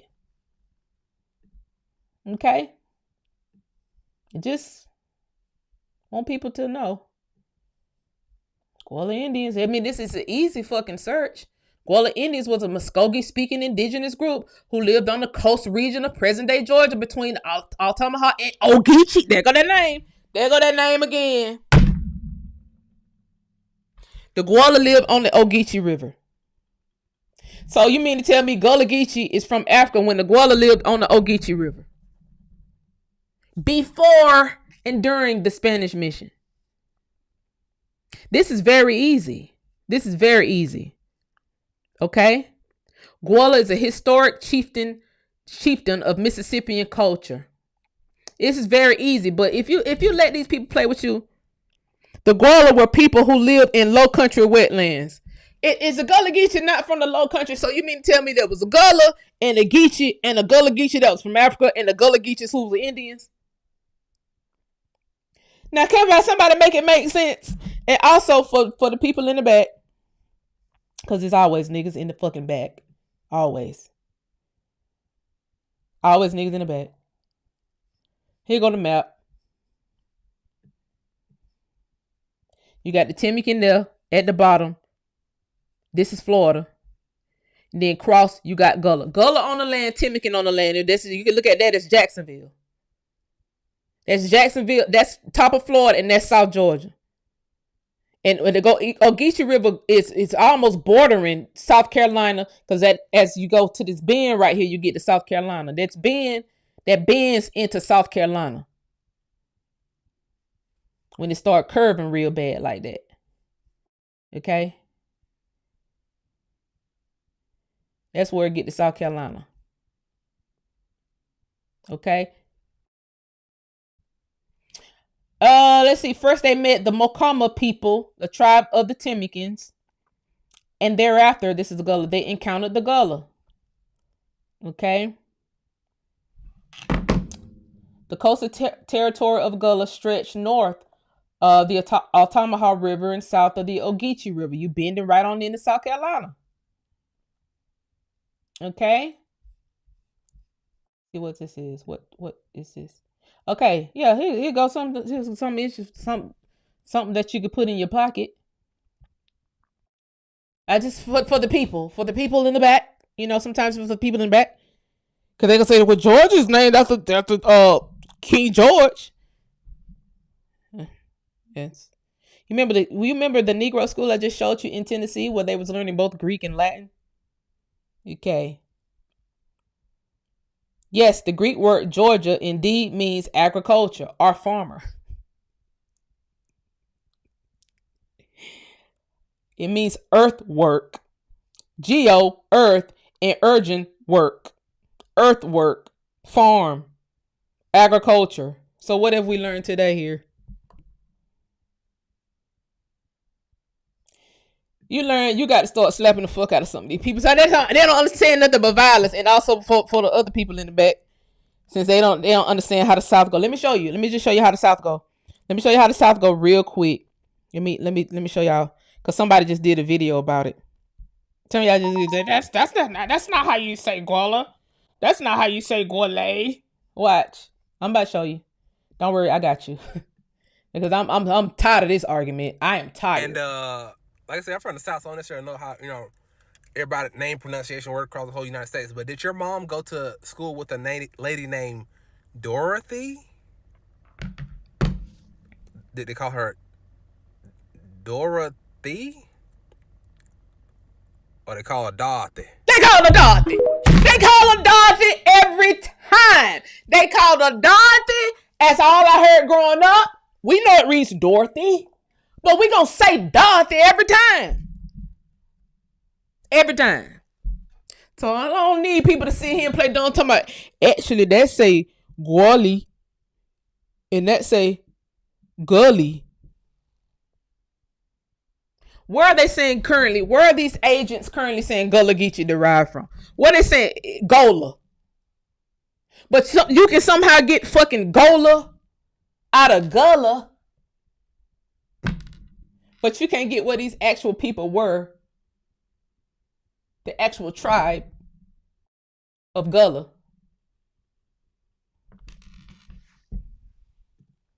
I pray thee tonight that people stop fucking playing on the internet. Cause see, some of us is not gonna play with y'all in real life over this shit. That's not. Some of us will slap the fuck out of y'all in real life about this shit that you think is trivial. Some of us I see. That's why I don't be on Instagram in these little chats arguing back and forth with people talking about show me empirical evidence. I will empirically slap your ass in the face. How about that evidence? Meet up. I send you my load. I don't have a problem because you niggas is very disrespectful with this shit. Y'all are very the fuck disrespectful. We don't disrespect Africa. We don't give a fuck about whoever over there dug up under the ground, how old the bones is. Nothing. But as it relates to Americans, you guys think you can do any kind of fucking disrespect that you want. When you see our own government sitting here running plays, they're using y'all to run plays too. Because they use y'all for a distraction to help them move our land over to fucking Africa. So that our kids can think the Gullah Geechees came from Africa. This is what I was going after that dumbass fucking historian lady who just came out of the fuck nowhere. What was the lady name who started the college, the little college on TikTok? I went after her ass so bad with facts. She blocked me on TikTok. But why the fuck did you come out of nowhere in order to teach it? Because you from North Carolina. Bitch, I used to stay in North Carolina. But beyond that, I'm from Georgia. I know what the fuck Gullah Geechee is. You done taught every goddamn body on TikTok that they're from Angola. Then when I cuss your goddamn ass out and respectfully call you stupid and respectfully don't understand how you're even a professor in real life. How the fuck are you a history professor and you think the Gullah Geechee come from fucking Africa? What kind of revisionist CIA ass history is this? What kind of rooms do you niggas sit in? How the ceiling look in the rooms that you niggas sit in when y'all learn all this bull ass shit they teaching y'all? How the room look? What color is the walls? Let me know. I'm interested. Is the table square or round? Are the floors checkerboard? Cause y'all niggas weird. Y'all are weird.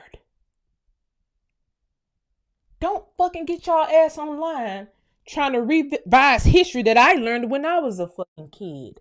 Don't get your ass online trying to revise history that is very well documented. The coast of Georgia has not changed. It's Gual, Geechee shit all on the coast of Georgia on historical markers. Bring your dumb ass down there and look at them. I don't know what the fuck they paid y'all CIA people up in the Carolinas to do this shit. And why y'all not fighting back against it. I don't know why. But you better learn to hold the door in order to protect your history and your family property. It's real estate on the line. It's billions of dollars on the line. The Africans were able to come and get $65 billion in the last 2 years because you all sitting online bullshitting with these people. I am not playing games with nobody. Don't let them get another penny.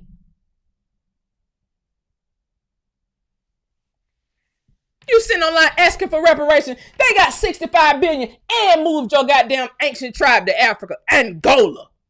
And fucking Gola. The Angola didn't build those rice farming platforms. They wasn't farming rice in those sounds.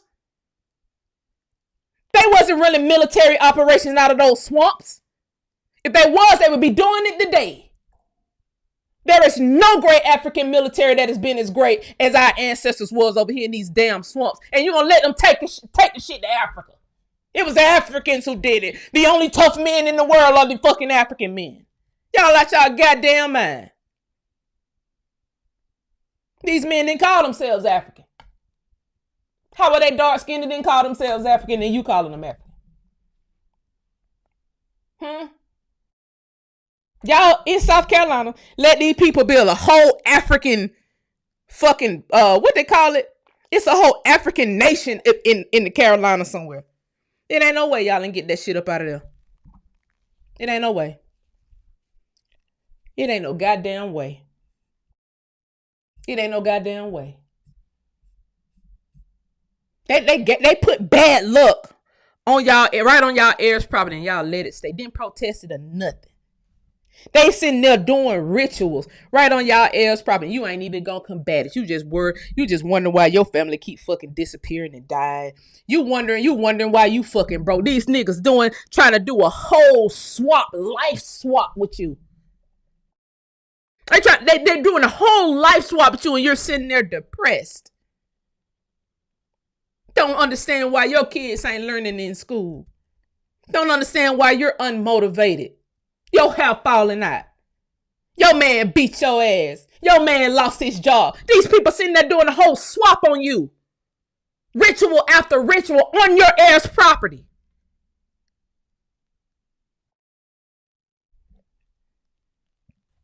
I can't be more passionate about it than you guys are.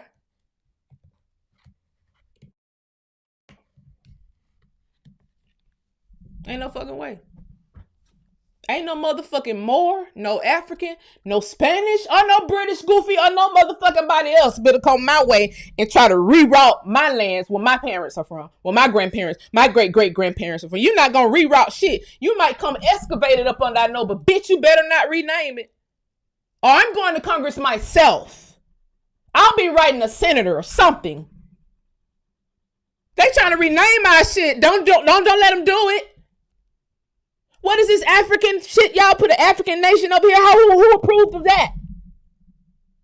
You know this heirs property, right? Who gave them the land to do that? Was it the CIA? Who the fuck gave them the land to do that? Y'all not investigating nothing? Y'all remember those niggas that came up here in Georgia and started building pyramids and shit in Georgia? Those agents. They came to Georgia, built whole fucking pyramids. They was put down here in Georgia from New Jersey. Start building whole pyramids to try to bring that African shit down here.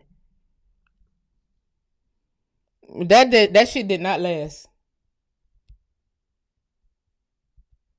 They got them up. They got them up out of there. They got their motherfucking ass right on up out of there. Y'all don't let these Africans put that nation in the Carolina. They've been there for 100 years. Doing rituals on y'all. Sacrificing Watusis.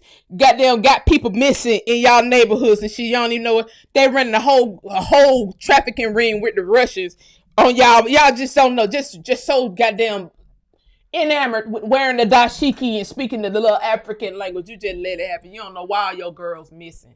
And who is behind it. You don't even know these African people literally eat human organs, bitch. And for rituals. Who human organ are they finna eat in South Carolina next, North Carolina next? Before y'all get that shit up out of there.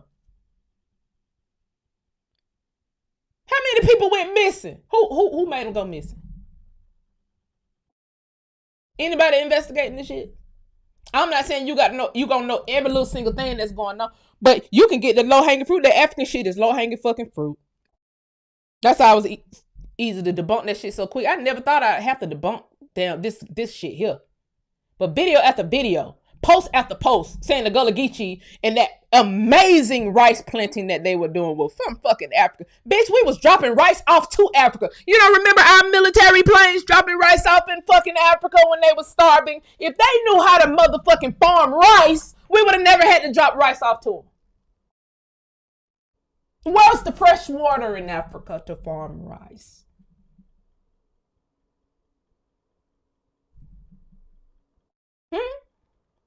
They're still building mud huts. It's 2025. Our forefathers over here ain't never built no motherfucking mud hut. Why? They gonna chop down the tree and get the wood every time. They gonna mine and get the metal every fucking time. That's what one of the things that the last name Smith did. See, you say these are colonizers' name. This is not no fucking colonizer's name if our structures over here predate the colonizers. No, we really built shit. We really farmed in real life. In real time. We really know how to farm today in real time. So while we're wrestling with the pseudo powers that be to get our shit back, the last thing we need is these little umfufu niggas trying to tell us where we from and where our tribes are from. Now, I ain't never in the history of ever heard a tribe from Africa and also from America that's Indian. An indigenous aboriginal tribe that's also from 2 continents, nigga.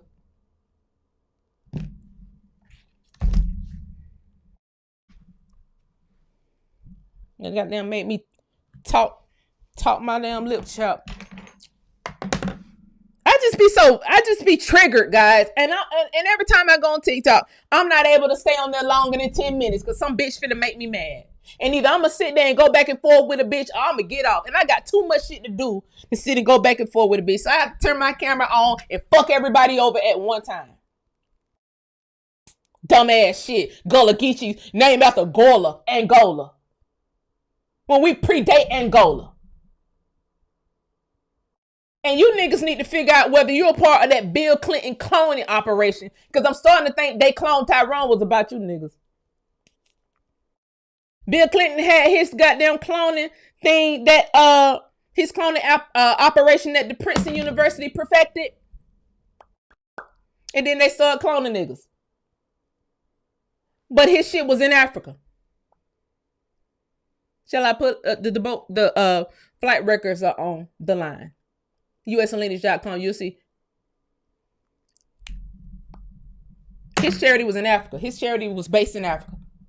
And I'm starting to think they were sitting there cloning you niggas one by one, 2 by 2. Like Noah's Ark animals are coming 2 by fucking 2.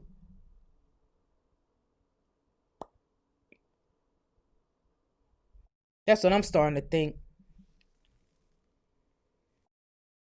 The animals are coming 2 by 2. Some of you niggas is probably cloned with blowfish, and some of you niggas is full fucking gorillas. Some of you niggas is the monkeys that was cloned. And I'm gonna keep it above. Those chromosomes that you guys got, the chromosome that make you sit online and tell a person who they are, that's got to be a monkey. That's that RH plus. That shit came from y'all. Y'all try to say that white people. No, because y'all fuck the white people too. Don't forget. The white people that was in the caves, you guys, the ones that said y'all fucked them too. We would never. But y'all did. And y'all gave yourselves credit for teaching them how to bathe and all that shit after you excavated them out of the cave alive. You sat there and fucked them. And that's why y'all still best friends to fucking day. Y'all got those same fucking genetics. And see, that monkey genetic is what got you on TikTok and fucking Instagram and fucking Facebook and YouTube making dumb fucking videos telling us where we're from and we've been over here the whole time acting as if we're not educated, but you come over here to get an education. You got to make the fuck sense. I don't know not one black American, Negro, colored, or darky that ever went to Africa for a fucking education. But y'all sit online all day telling us we don't know our history. We don't know where the Gullah Geechees are from because we have no education. We got the oldest schools. I just showed you old school. They was learning Greek and Latin. The kids were learning Greek and Latin, and they was paying for it because it was a wealthy black area. That just showed you. Any fucking questions? Now show me where the Africans was learning Greek and Latin in their villages in the motherfucking 1830s. I will be waiting. Because last I checked, we just took you niggas some wood over there so you can build you an actual structure for a school. Last I checked, we the one had to give you niggas computers. We dropped rice from the sky for you. Africans ain't never dropped no motherfucking rice from the sky for us. We gave you niggas 5 cents a day when you was battling AIDS and hunger. Y'all ain't never gave us 5 cents or nothing. All of our celebrities, it's a rite of passage. They have to build schools for you guys. Y'all ain't never built no motherfucking school over here in America. If it wasn't for America, y'all wouldn't have the internet. Literally. You wouldn't have a cell phone if it wasn't for black Americans. Fuck the little mineral that you use today to put the cell phones together that come from that. Fuck that. We had phones way before that. Bitch. We had car phones back in the day when you niggas was still in the village talking to each other through a goddamn cup. That's why you idolize us. Remember? Because we had this shit way for you. Way. So, now that we know where the Gullah Geechees are from, we can kill that goddamn conversation. That's one less conversation that we got to have with Umfufu them. One less conversation. Now, one less group of niggas over here in America talking about we from fucking Africa. What y'all gonna say now? That Georgia, the state of Georgia got it wrong? When this is where the tribe started at? Before extending into the Catawba? Is you gonna say we're wrong? Because that's what y'all arguing. Y'all arguing the Gullah Geechee shit. Y'all ain't even arguing no other tribe. Some reason they just arguing the Gullah Geechee. And that's because they put their little fucking African nation there in the Carolinas. They sitting there doing spell work in the fucking Carolinas. And y'all letting it happen. That's why they can argue the Gullah Geechee. The Africans don't know the Gullahs. They don't know the shit started in Georgia. They don't know that part. See, because they on Google. They doing fucking Google searches. They can't even afford plane tickets over to this bitch. They just on Google, sitting in their rooms making argument, and they got some goofy ass people over here also that's helping them with the shit. They got some goofy ass people because they all together. All these motherfuckers is together, guys. Make no mistakes about it. They're just trying to find different ways in order to enter into America. That's all it is. If the Moor shit don't work, we got to go full-fledged African. We got to say Gullah is Gola. Bitch. Not Gullah is Gullah. Gullah is Gullah. Not the Gullah, same Gullahs that's on the Ogeechee River. No, nigga, that's from Africa.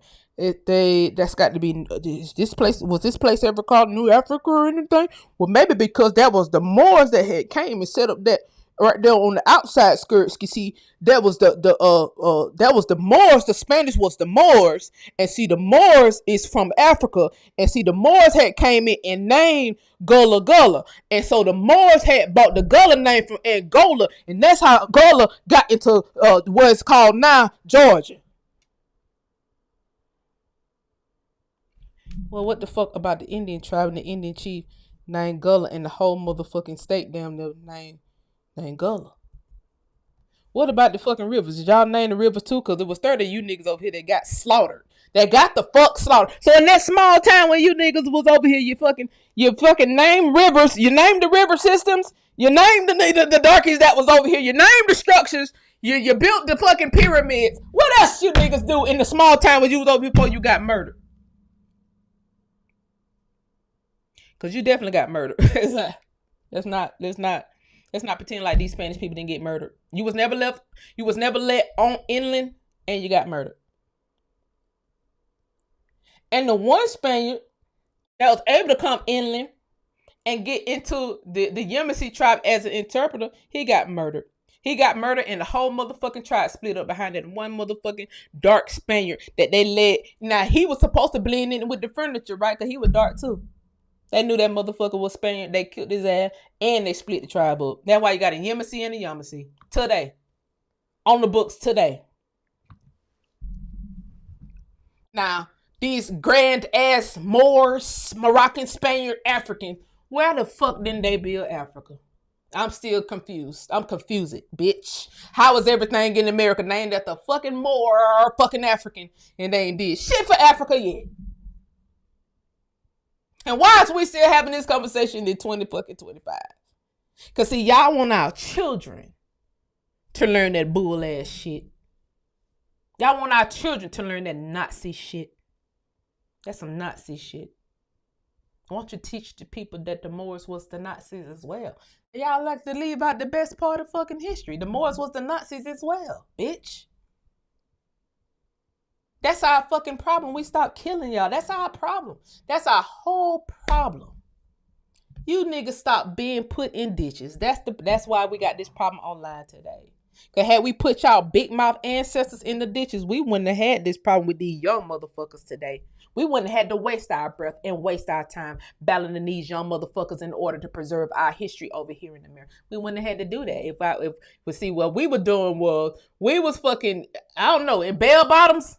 Who let these niggas slide through the gate? Which generation let these niggas slide through the gate? It was the niggas in the tight bell bottoms with the goddamn stacks and shit on. The niggas stopped being militant. They let the buffalo shit go. They put on tight fucking pants and stacks and let these goofy ass dashikis walk right through the fucking door. The fuck was y'all doing when these niggas was walking through our goddamn door? Talk about some car wash. Y'all the problem. Y'all need to take account for what had happened. When y'all doing all that boogie shit, these niggas walk right on through the door. Y'all niggas boogie, woogie, woogie.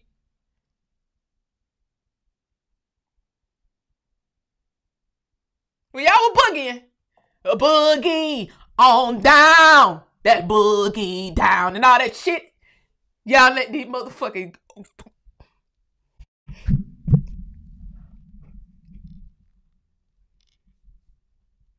I'm gonna have to do a seance to get the Buffalo Soldiers to come back at this point. I'm sick of this shit. I'm gonna have to get me a Ouija board. I don't know how I'm gonna fucking do it. I'm gonna have to get the goddamn Buffaloes to come back. Cause who the fuck?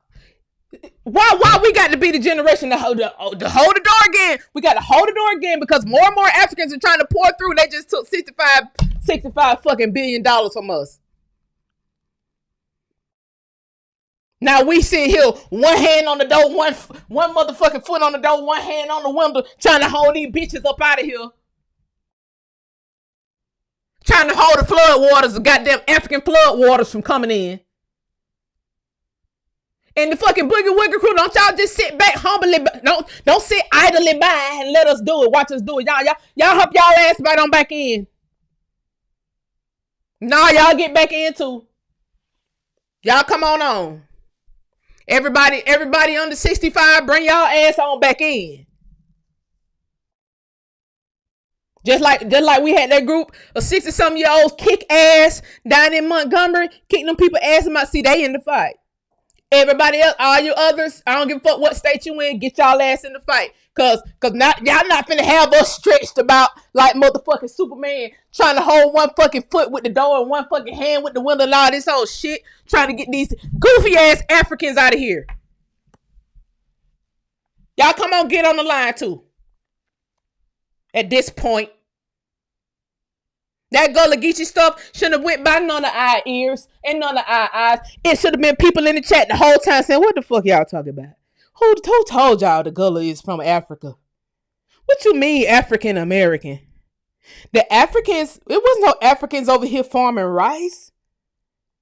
What you mean? What you mean gumbo came from Jollof? It ain't just our responsibility. It's everybody's responsibility.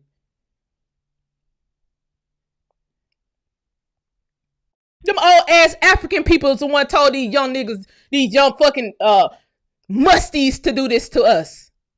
They told them, don't mess with the Akata. But then they send online telling us who we are. Did your fucking mama tell you not to mess with us? She didn't tell you the whole story. She didn't tell you we'll beat your ass too. She didn't tell you that part. See, y'all think y'all the killers of the world. Y'all don't know how deep this shit'll go. So shut the fuck up while you're ahead. Trust me. Shut the fuck up while you're ahead. You think somebody got your back? The white folks got your back so you can sit here and talk shit online? These niggas don't got your back. They scared too. That's why they push y'all up to do the shit. Shut the fuck up while you're ahead. I'm warning you. I'm warning you. I'm the nice one. The ones who don't say shit is the ones that's gonna really get. I'm the nice one. I'm the one to come out and the fuck say it. It's the one back here that ain't fucking talking that is just gonna let you talk and they gonna knock your ass the fuck out. You a long motherfucking way from home if you over here in America. Long motherfucking way. And you're not gonna fight back because you can get deported. And you can either shut the fuck up, and leave in the box, whoever way you want to get back, or just go and deport yourself. I don't know how the fuck y'all gonna do this, but with all this shit online trying to move out, y'all, I don't give a fuck about y'all going back and forth with us about some other shit. But all this trying to move our tribes and move our history and shit, y'all gonna shut the fuck up with that. Y'all got to shut the fuck up with that. Because y'all don't know how far this shit'll go. Y'all don't know how deep it'll go.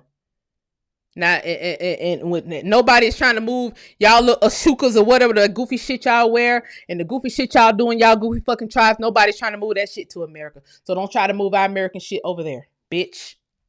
We don't go by y'all flags. We don't go by y'all customs. We don't go by y'all food. We ain't got to like your motherfucking food. I saw with my own two eyes what y'all did to make people start eating fufu. You niggas partnered chicken wings with fucking fufu to eat people to fucking eat it. You niggas partnered chicken wings with the fuck fufu to get people to even taste it. And even then, niggas was just eating the chicken that they did that here in Atlanta. They put fucking lemon pepper wings with fufu and then start filming shit and saying, how do you like the fufu? And niggas ain't gonna say, well, actually, it's just the chicken wings that I like. But you know niggas like chicken. You know y'all ain't eating no motherfucking lemon pepper wings in your village. So even with that, you had to grift our culture. You niggas was not even eating chicken. Like, you couldn't afford it. You guys eat dogs. Y'all eat dogs. We don't eat dogs over here. Hate to have to take it this far, but what have we learned here? What have we remembered here? We remember that y'all eat dogs. Okay. We also remember that you niggas was the highest AIDS population in the world, in the history of the world, nigga. We remember that they said in the 90s that everybody in Africa who got AIDS, children would also have AIDS. So we remember that too. Remember y'all fucking dogs. We remember y'all AIDS. We remember you niggas didn't have no houses for real. See, with 65 billion coming from y'all using the African-American grip, of course you niggas gonna have a house or two. You don't got to show us that. Show us the pipe systems in the house where water is running through the pipes and you can turn the shower on as long as you fucking want to, bitch. Show us that. Show us where the electricity stays on 24/7. Don't show us the house you built because you done scammed us for 65 billion. Show us the house, the water. No, show me you can let your shower run for 30 minutes. I don't give a fuck if y'all stand in front of the shower for 30 minutes. Show me you can let your shower run for 30 fucking minutes. And that water better be fucking clear too. I ain't talking about no brown ass water. Before you get online and talk shit, tell us where the gullah's from. The Gullah Geechee's from fucking Africa. Before you do that, nigga, turn your shower on 30 minutes, do a 30-minute video of the bitch running. Clear water. It better not be no doo-doo coming through that shit either. It better not be no doo-doo coming through that water.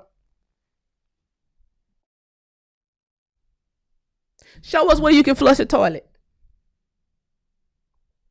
Since y'all want to keep talking shit on the internet, show us where you niggas can flush a good toilet.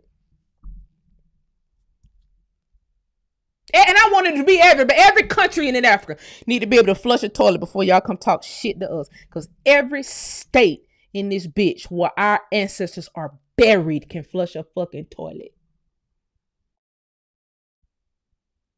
I don't give a fuck who you credit for doing it. Bitch, it's happened. You saw what Georgia meant.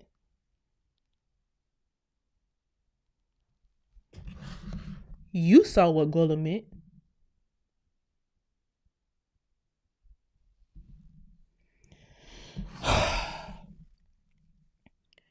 I'm sorry I had to come on here and do this tonight, guys. I didn't mean to do it. I'm just tired.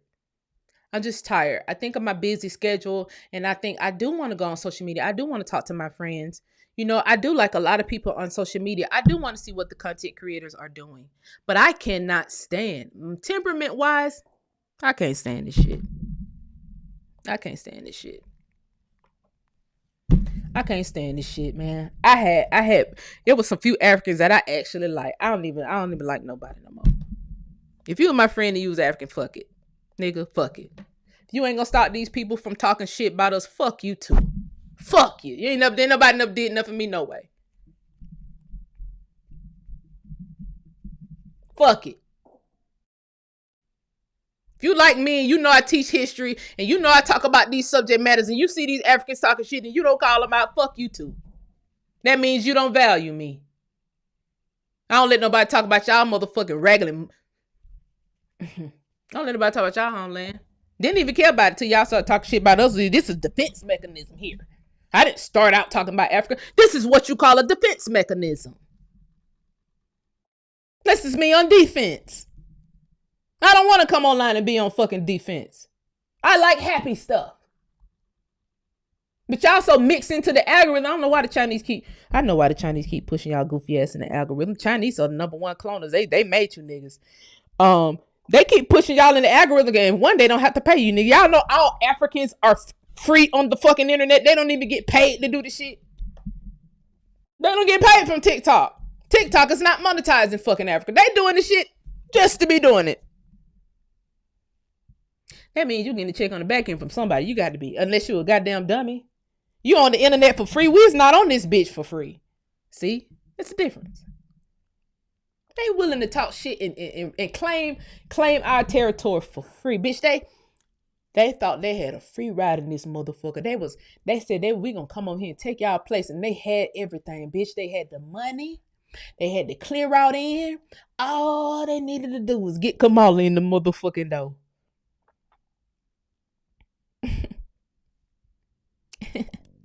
And then they start getting deported. And all your visas is going to be checked now. All 55 million. Every fucking immigrant over here with a fucking visa. And not only that, you got them organ eating goddamn men that was over here. Y'all work visas got expired in California, and that shit finna move from state to state. So even you people over here on work, the visas gonna get checked anyway. But your visas in the trucking industry got canceled today, so a lot of them Africans that was in truck couldn't read them signs. It wasn't just these Venezuelan people in trucks. These fucking African men was in trucks too. These African men done took over some of these industries too, because they all came in together through the border. Don't you remember? You know, remember all those Africans that came in through the border with those Venezuelans? And those Chinese. I'm just still trying to find out how the fucking Chinese got over there. How did China get...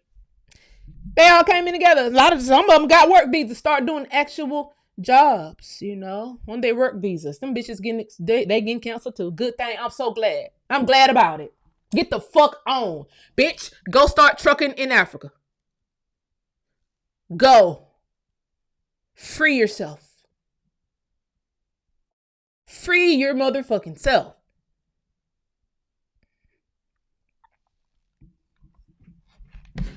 Sick of the shit.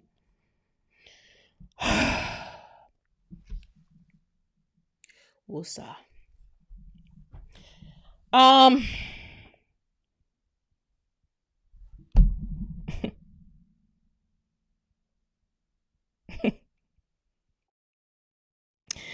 gotta calm down.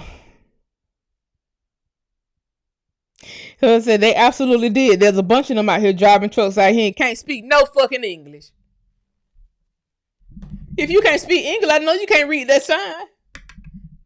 You can't speak it, you can't read it. You was educated in the fucking village. And I don't know who the fuck sat back and let all these village people come in the first fucking place. That's what we fucked up at.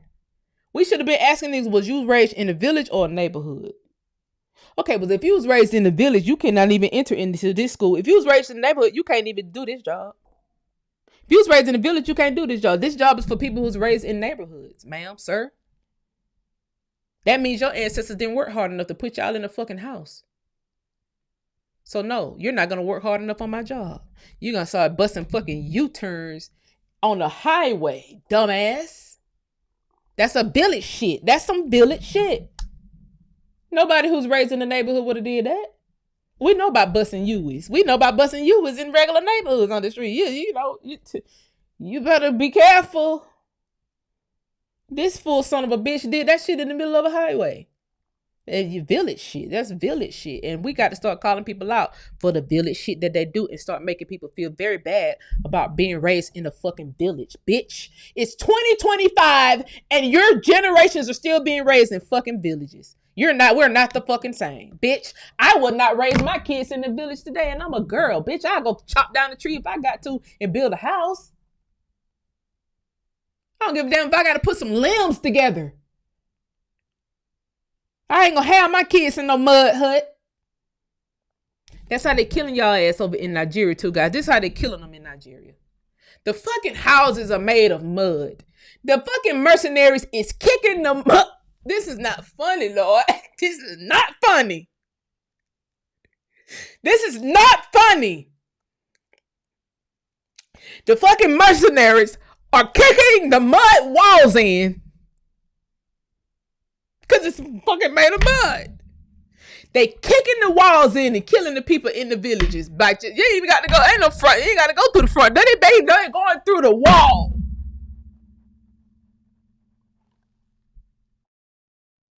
Y'all can't even talk shit in y'all own country because y'all know the mercenaries gonna come through the wall and kill y'all. And that's why y'all online talking shit to us.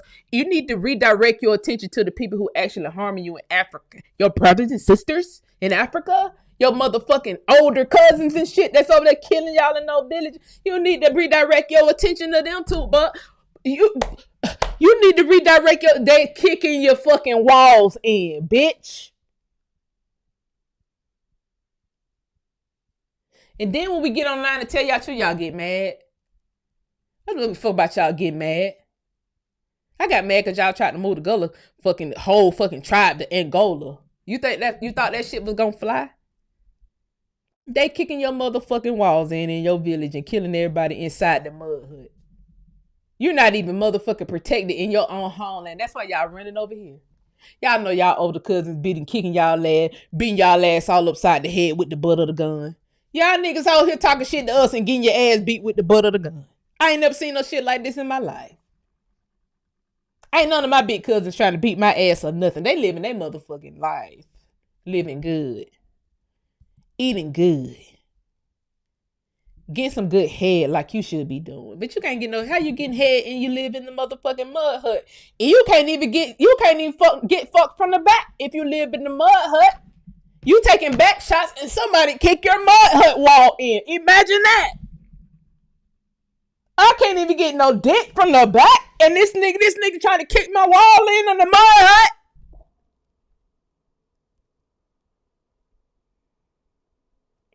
Y'all ain't got the time to be online talking shit. You need to see how you gonna fortify the walls in that mud hut. See how you can fortify the walls so you can have some privacy in that mud hut. I think you got your priorities fucked. See, we don't start these fights. We can damn sure end them though. We end them. For sure. Because I tell you what, I'm fortified.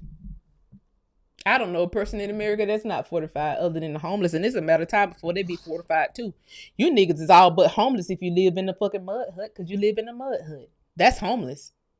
No, so now you homeless and you talking shit online? I don't know the homeless population in America to be talking shit online. Why y'all talking shit online? You homeless in a whole nother, your motherland. How the fuck are you homeless in your mother's land? And you got time to talk shit online? Fucking make me call the Navy up in Virginia and have them unplug you niggas internet. Think I motherfucking won't. We'll pay a motherfucking Navy diver to go down there and unplug you bitches internet so y'all can stop all that goddamn talking. And then that's free reign for the white people to come and take out the rest of y'all shit. Cause y'all fucking won't even have the internet to even tell nobody about it. That'd be great. They need somewhere to motherfucker stay too. Cause they got to get the fuck up off our land anyway because of this. They got to get off our motherfucking land anyway. They gonna need somewhere to stay. So it's perfect. Perfect. Perfect for them to get the fuck and y'all to get the fuck at the same time. This is perfect. Perfect. I do know some Navy contacts. My best friend is Navy. She was stationed in Virginia. I'm sure we can make a phone call. Get you niggas internet unplugged. You don't know how far this could go.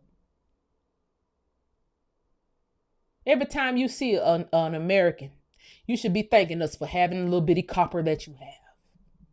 So you can have a little bitty electricity.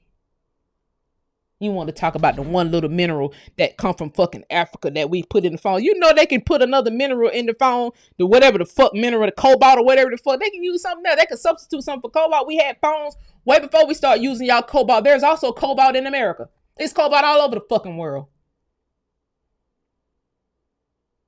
Y'all need our cobalt. Y'all need African mineral. Well, how the fuck did y'all need our $65 billion fucking dollars? Won't nobody touch that with a 10-foot pole. They won't touch that $65 billion they just got in the lab to you. They won't touch it. Anyway, y'all, let me start reading these comments. I'm sorry. I'm very sorry. Sorry, not sorry. I'm tired. I'm just very frustrated, guys. I'm just very tired. I'm just very frustrated. I'm tired of it. Like, we take 2 steps forward and then they try to take us a half a quarter. You're not going to take me up a quarter, a half, a fourth step back, bitch. Not you. Not fucking you. No umfufu is finna take us back. Yeah, we full to capacity. That's right, Kelia. We is full to capacity.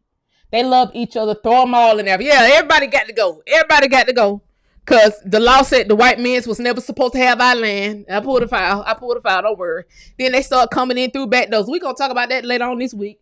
You niggas start coming in through back doors, and then they knew they can't fucking fight. They had to get rid of the buffaloes by any means necessary. That's the last military we ever had. That's the last American military we ever damn had that protect. We ain't been protected since the buffaloes left.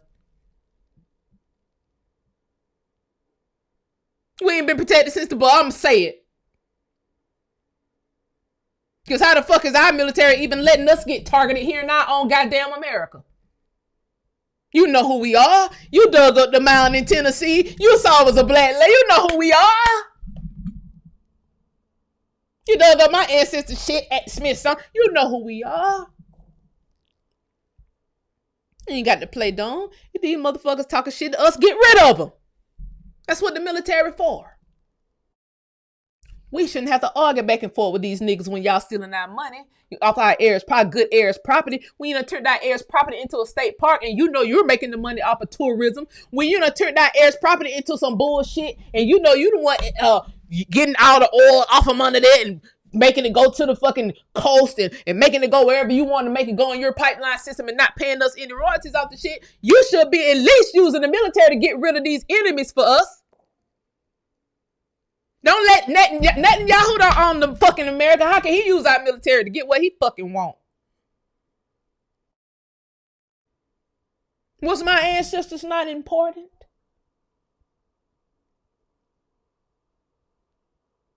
You know the land is still in our names, right?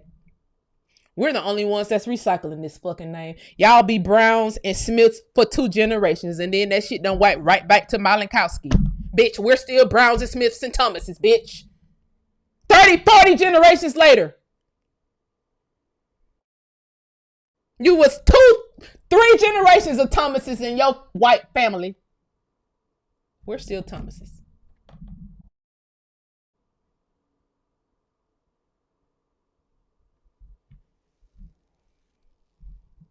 And later on this week, guys, I might do this tomorrow now that I'm pissed. We may do this tomorrow. You know, the Coast Guard records were also burned in that fire where the so-called 1890 census was burned. Why were the Coast Guard records burned as well?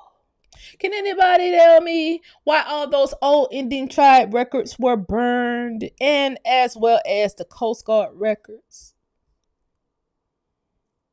Official Lighthouse Engineer, U.S. Office of U.S. Lighthouse Engineer. Who the fuck even knew that existed? There was a military branch, Office of U.S. Lighthouse. That's definitely burned. Why was these records burned?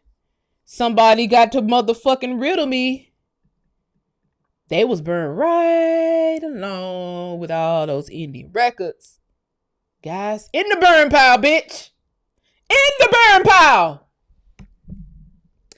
See, I can guess why those records were burned, since everybody over here in this bitch act like we don't matter. I can all but guess why these records were burned. Because, see, you had some of the oldest tribes on these waters here. And you had these old Indian Negro seaman schools.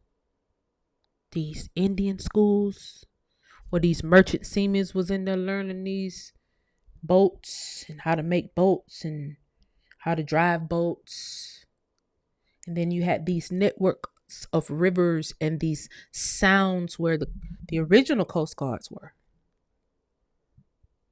Now these lighthouses all over the place. Lighthouses all over the place, and they was operated by who?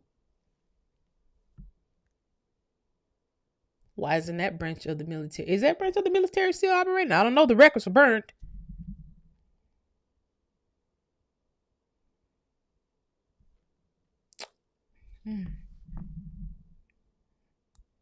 Very interesting.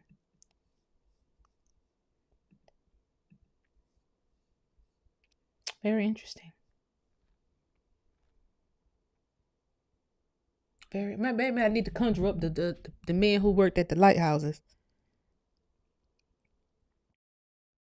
Maybe I need to conjure up the men who worked at the light. Hey, ask them, what was y'all doing that didn't know lighthouses? Did the lighthouses go with the boat records that you all erased and then try to pretend like niggas don't know nothing about boats today? You let the foreigners come over here, the Venezuelans come over here and get all those good boat jobs, those expensive, high-paying boat jobs on the water. You let the Venezuelans come in and take those from the black man and pretend like they don't know shit. And then burn the records of their ancestors doing the same jobs that they doing today, all to make it feel like they're the first ones to do the shit. Like niggas got to start from square one because ain't nobody else with dark skin ever did it. Niggas is never starting from square one over here. Ever. But y'all are in cahoots together to make it seem like niggas are starting from square one. And we're not. And we're not. And we are not. Thank you so much for the super chat, Chief Basketball. I appreciate it. Thank you so much for your work. I appreciate that. Thank you. Thank you so much. I hope y'all enjoyed this bedtime story. Thank you all for joining me. Thank you, Marcus, for the super chat. Marcus said, you found my Wynn family empire and did. I can't pop right. And I did. You found my Wynn family empire in Tennessee. You called me to the live stream because that's my dad's family. It was the stream about the King of Wales. It sure was. I love helping people do this shit. I don't want these Africans in my goddamn way, though. I need a few good men to hold it though while I keep unpacking it. Because I found that record by helping another family in Tennessee. One of my Tennessee clients, I ain't been too long, helped them, but had to be month before last because that's when I stopped. And I took a month off to get the U.S. lineage site and all that stuff done. But whatever client I was helping right before that, that was one of their files that I was supposed to send them. But just got lost in translation. But I sent them so much stuff. It was like the whole breakdown that I sent them, but that ties into their family too. And so when I get off, I'm going to send it to them. Because I don't know what made me pull it out tonight. I was like, I got to prove a point. I got to prove a fucking point. Like, do not play with us, okay? Do not play with us. We got records. All was not burnt. And for what was burnt, baby, I can find another set to prove a point. Bitch, I can do this all day long. You would have to all but nuke this bitch. And then even in the nuclear fallout, bitch, I still find what I need to find in order to prove a goddamn point. Because we going to survive a nuclear fallout. I am a nigga with black skin, bitch. We done survived nuclear before. So whatever these motherfuckers would try, they won't even get that far. Too much money over here to try any motherfucker. Ain't nobody fucking stupid. 65 billion ain't enough. That 65 billion they got, they done already spent that. These bitches got 65 billion, split it up. They spent that on fucking little children. They spent that on their sex trafficking ring, dumbasses. I can bet you bottom dollar they spent that shit on the children. On the children. We just need some hearts. We just need some baby lungs. See, niggas eat. This is not fucking funny. Ain't shit funny. I'm trying to laugh to keep them crying by this subject matter because these niggas is weirdos. They got to be aliens. They got to be.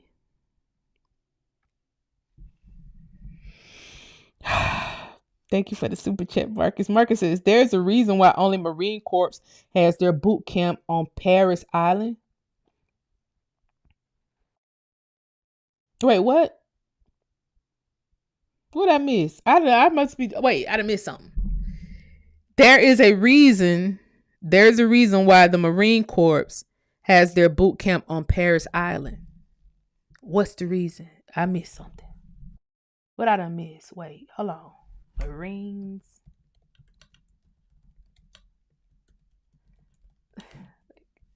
Wait, what I missed? Hold on. Because they need to kick somebody's ass, probably. Yeah, South Carolina. They're right there at that bend. I know what Paris Island at, but what Marines are there? It said Marines recruit. Paris Island has been the site for Marine Corps recruit training since November 1st, 1915. Approximately 20,000 recruits came to Paris Island annually. Paris Island is in South Carolina, but yeah, because that's the water shit. That's the swamp. See, they taking notes from the Fowlstown Indian and all those Indian tribes in South Georgia. They got swallowed up in the motherfucking Seminole tribe, the thieving ass Seminole tribe that ain't gave us no motherfucking money yet.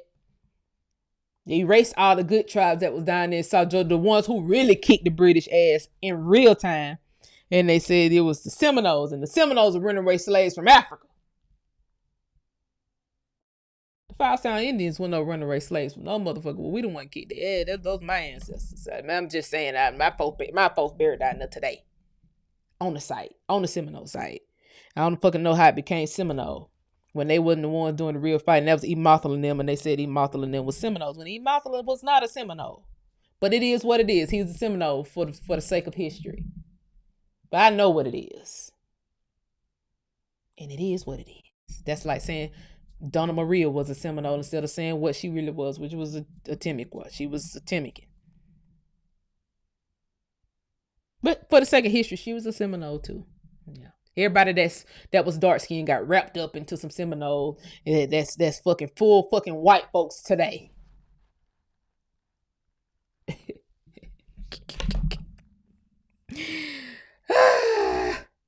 The Russians, I tell you.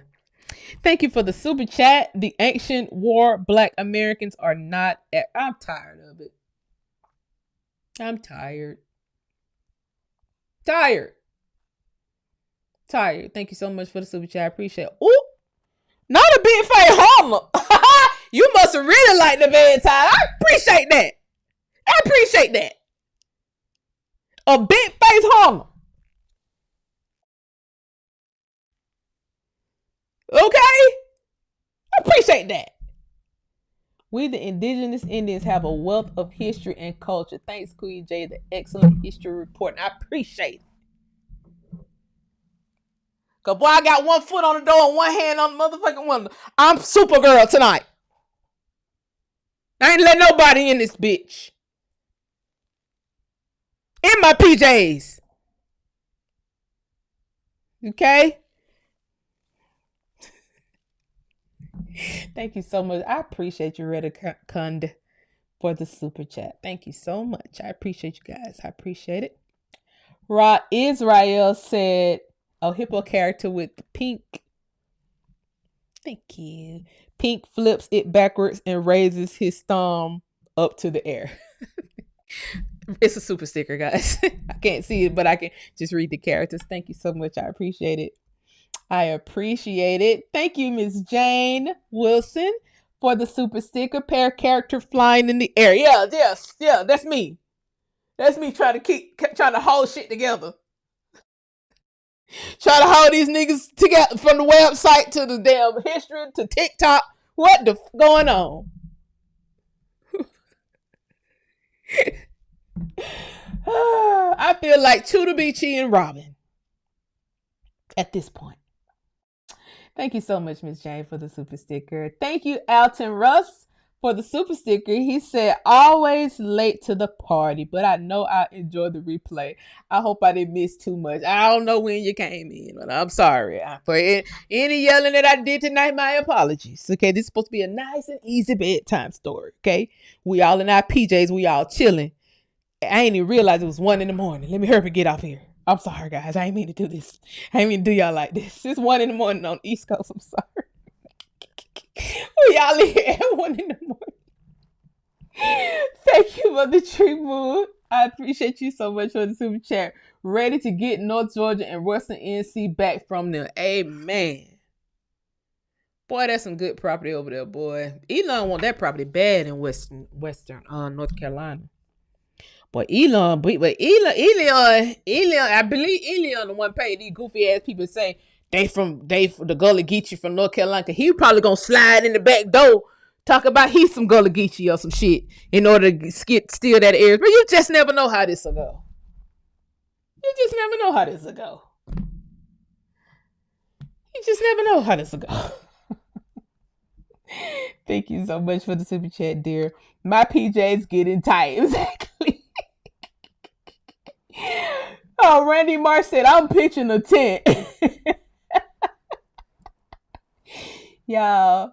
Oh, I rarely get afternoon or evening videos for you, so I appreciate you staying up late. Yeah, I'm outside tonight. I'm outside. Okay, I hated to see it, and I had to do y'all like this. But it's been almost 2 hours 30. Y'all, I'm sorry. I'm sorry. I'm sorry. I'm sorry. Oh, sorry. Oh, sorry. I said Elon has bought a lot of land in Texas. But how? How did he buy the land in Texas? The Texas land is patented too. The shit's safe forever. That's why at the top of the video, guys, go back to the top of the video. I showed the difference in the land files to homestead versus the heirs property. You know, when black folk went to get this land, baby, they had to write them patents out. This is forever. It wasn't no Russian last name Jones. I could tell you that much right now. It wasn't no Russian Browns. It wasn't no German fucking Browns. I could tell you what the German's last name was. Hold my mule. Hold my mule. Let me show you right now. These are the kind of names they had. Okay. And this is what we got to talk about here. The Department of State report of death of an American citizen, American Foreign fucking Service. Well, we ain't been fucking protected since the Buffalo died. I'm gonna tell you that right now. American Foreign. Y'all know there was an American Foreign Service branch of the military, guys. This what their last name be. They came over here and got naturalized with last names like this. Minikonik Kika Ni Althoff. German. Fucking German. And Werner Skrinnen Monatmai. Y'all niggas was not Browns and Thomases and Smiths. In Durham's, y'all was Steins, Stings, Toffs, all that shit. Toffs, Offs, all that. That's what they were. And then they start pouring in, and we're gonna talk about it. Oh, don't worry. We're going to talk about it. They start pouring in, guys. They start pouring in bad. And I already discussed who's at the door, so I ain't got to bring that back up. I want to show y'all one more. Did I have another file? I thought I had one more thing I was going to show y'all. Let's see. Did I show y'all this? And I'm finna get on off here. Hold on. Let me see. That's Al Toff. I had another German, a good German name on here. But I got so many German red. Boy, I just feel like I got a point to prove at this juncture. At this juncture, it's giving, all you niggas got to go. That's what it's giving to me. Everybody pack your bags, bitch, cause you didn't overstayed your welcome. You think you finna come militarize towns and shit? Did y'all know the shit that happened in Washington? We'll talk about this shit later on this week, guys. They said that big balls guy that was a Doge employee, he got beat up in Washington, and that's why they brought the military into Washington. Well, I didn't know that the nigga hadn't got beat up by a 15-year-old girl. They pretended like he just got attacked by a mob of niggers, and He got attacked by a big mob of niggers, and then we got to send the Coast Guard and the military and the Navy and the Army engineers and the Green Berets into D.C. That nigga got beat up by a 16-year-old, 15-year-old, big grown ass boy, a 15-year-old girl. And they sent the fucking military in for that. And how they know it was a 15-year-old girl and a 16-year-old girl and a 15-year-old boy, a 15 or 16-year-old. And the girl beat his ass, but the boy was there too. And they just got released out of the detention center that they was in, and the files just came out on Friday. And then the white people got mad that they got released. But prior to them getting locked up, they pretended like a whole big mob of niggas just came out of nowhere, just beat up this big balls guy. Yeah, shit. Now we know the truth. Get y'all motherfucking ass out of DC. Y'all niggas ain't got no business in DC. When to put all that military in DC for a fucking 15-year-old foot, that looked like some occupation shit to me. You weren't supposed to occupy the lands like that. You got to get the lands back and then write another contract in order to occupy them. I know what they're doing because this was done before. This is what the Buffaloes did. The Buffaloes protected the land like that. They had military outposts in multiple cities. Black men had actual military bases in multiple cities where they was protecting the land. They was on these outposts. It was heirs property involved with that though. So a person with heirs property got to contract you to do that. I don't know who the fuck in these cities is contracting the military to do it, but y'all can't do it. Y'all can't do it. You can't do it. By law, you can't do it. It ain't no motherfucking way y'all sit down and got the military people like they bed for a fucking 15-year-old and a 16-year-old. Y'all niggas out y'all mind. Y'all get these goddamn killers out here. That's what y'all need to focus on. That little 15-year-old girl and that 16-year-old boy is not killers. It's real M16, M30, whatever the fuck all these people, Mossad and all these motherfuckers. Get them out of here. That's what you focus, the military, the National Guard and shit. Get them out of here. Y'all sitting here focusing on the 15-year-old black girl and the 16-year-old little black boy because they beat up a white boy that was sitting there fucking with them. Does that make sense? That make no motherfucking sense to me. I just found that out Friday. Or Saturday morning. I found it out Saturday morning because they released them Friday night. They released them Friday afternoon and the files came out Friday. Nigga, y'all doing all this shit. Y'all know y'all motherfucking can't fight. You know you can't fight. Stop picking fucking fights. It's that simple. Shit. Anyway, I ain't gonna show y'all nothing else, and I ain't showed y'all no shit off the damn computer. I need to go to sleep. I love y'all so much. Cause we talking business in here. Girl, we been in here 2 hours and 30. Share this with a good friend of y'all's. Share this with somebody who need to hear it. Everybody's scared, Kimmy.